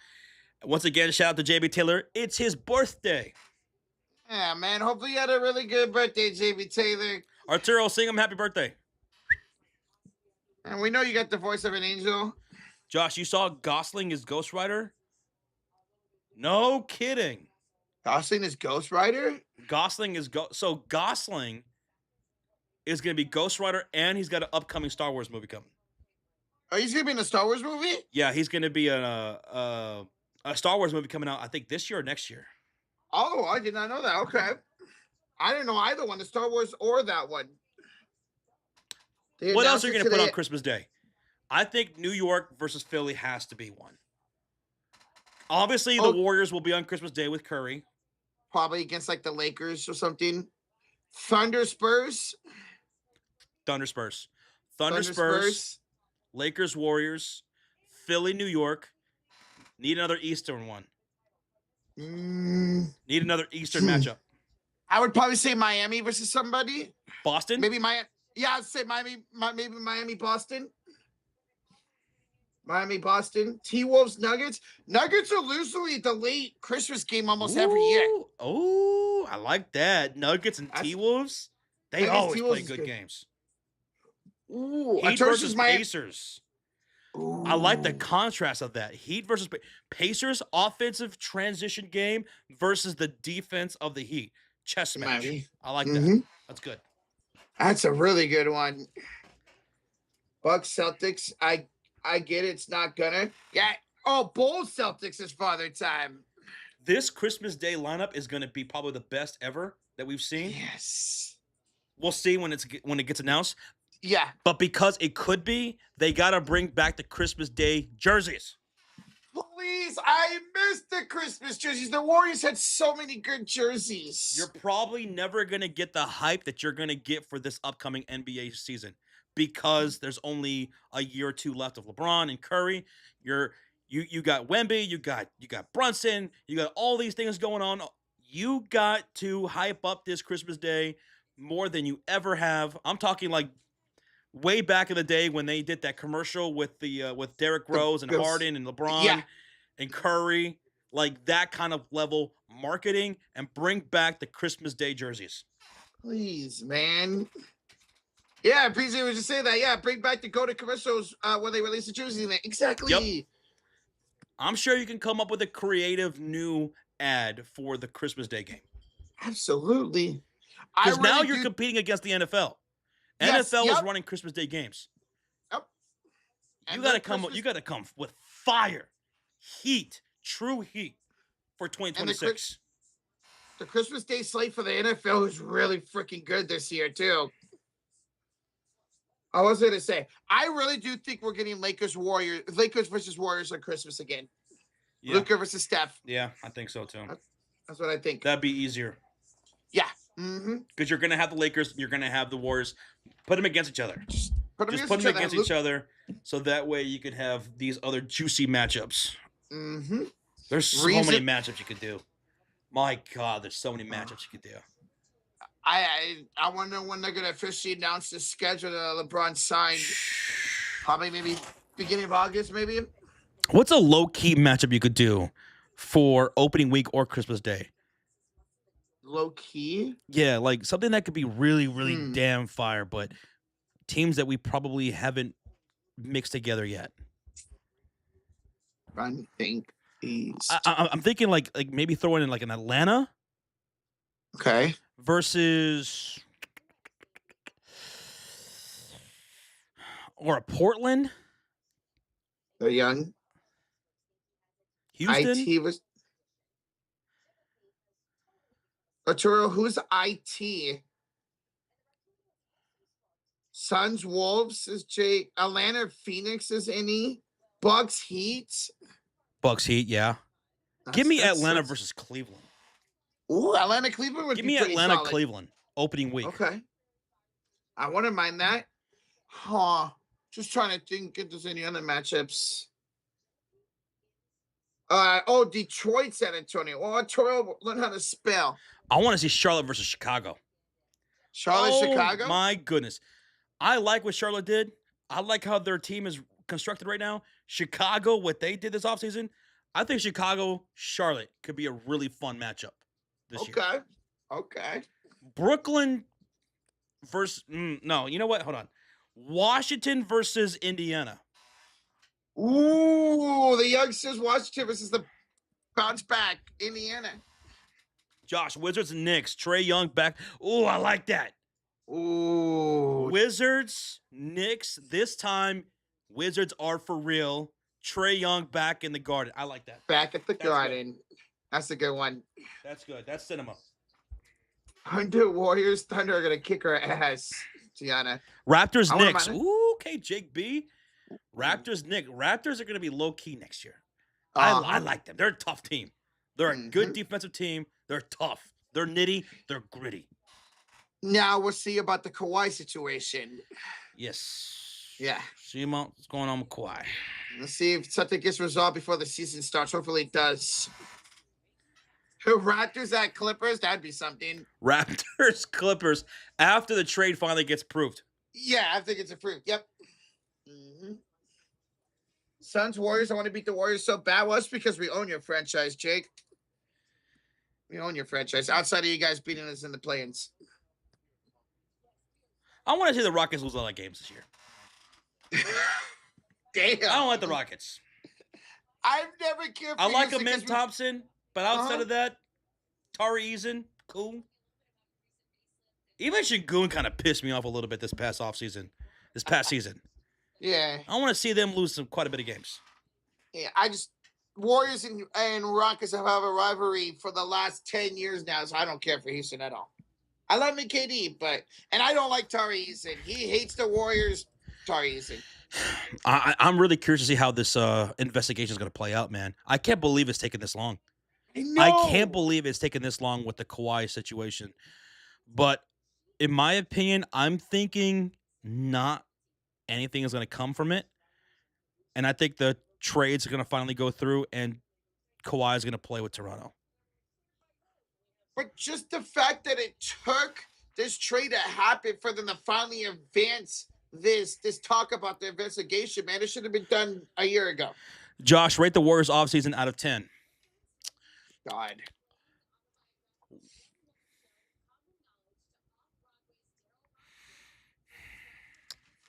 I'll give them a 1 out of 10. That one being Yaxel. Yaxel, yeah. I was going to say 0.5 out of 10, but that was a good draft pick. I would say it fell in your lap. It was a no-brainer. You're going to do it. I don't even want to give you too much credit for it, but horrible offseason for the Warriors. I'd say like a 1.5 because I was very shocked that we re-signed Anthony Melton. Rozier says 0. Like Arturo says -10. Bucks and Dimes says -5. I'm not hating on that. I'm not hating on any of these. It was awful. It was putrid. Disgusting. Terrible. Atrocious. Awful. I need a dictionary for more words to describe your offseason. A thesaurus. I need a thesaurus. Yeah, thesaurus. There you go. Does your aunt have any more thesauruses? No. Oh, okay. No, actually, not to my knowledge, mate. Are the Warriors going to resign Draymond? They are, Jason, for like $28 million. Gross. Absolutely gross, dog. I don't mind Draymond coming back. Fine. $28 million is crazy. What about Bronny? It looks like Bronny's staying in the Lakers. They guaranteed his deal, and apparently they like how he's progressed over the last couple of years. Sure. So Lakers. I don't think Lakers are getting rid of Bronny. We're not going to really see him play a whole lot, but they're not going to get rid of him. They guaranteed his deal. Roger says, Josh, I can't believe I'm saying this, but I trust the Valkyries more than the Warriors. That is absolutely a fact. The Valkyries are on a way, way better trajectory than the Warriors are by far. Number 2 team in the league, baby. Best defense in the league. Yeah, by far. The only WNBA team worth $1 billion. Yes, sir. $1 billion. And they're just into their second season. No, I will say you have one of the best coaches. Nick Gasse. I love Nick Gasse. I will say I'm still a little annoyed about the Flau'jae Johnson. I know she's not shooting well, but I would have loved her to go to St. Valkyries. Just go get the right offensive pieces. You need some scores. Mm-hmm. 80 points a game. 80 points a game is not going to cut in the postseason, man. No, it's not. Mm-mm. Defense is. No. Offense, you need a little bit more balance. Defense is so good with this team, man. So good. Pacific looks weak. Yeah, Pacific Division in the NBA is not going to be great next year. Josh, peep the I set your groups for NBA. Let's see who wins each group. Oh, go ahead. I'll say, yeah, the Pacific Division is not going to be great next year. I'd say Lakers or Suns will probably win the division. All right, so here's the groups for 2026 for the NBA Commissioner Cup. Group A in the West is Denver, Houston, Phoenix, Dallas, and Utah. Well, right off the bat, you probably want to say it's going to be Denver, but I don't know. I mean, Dallas, if they're healthy, they're interesting. Utah is very talented. Phoenix really came up last year.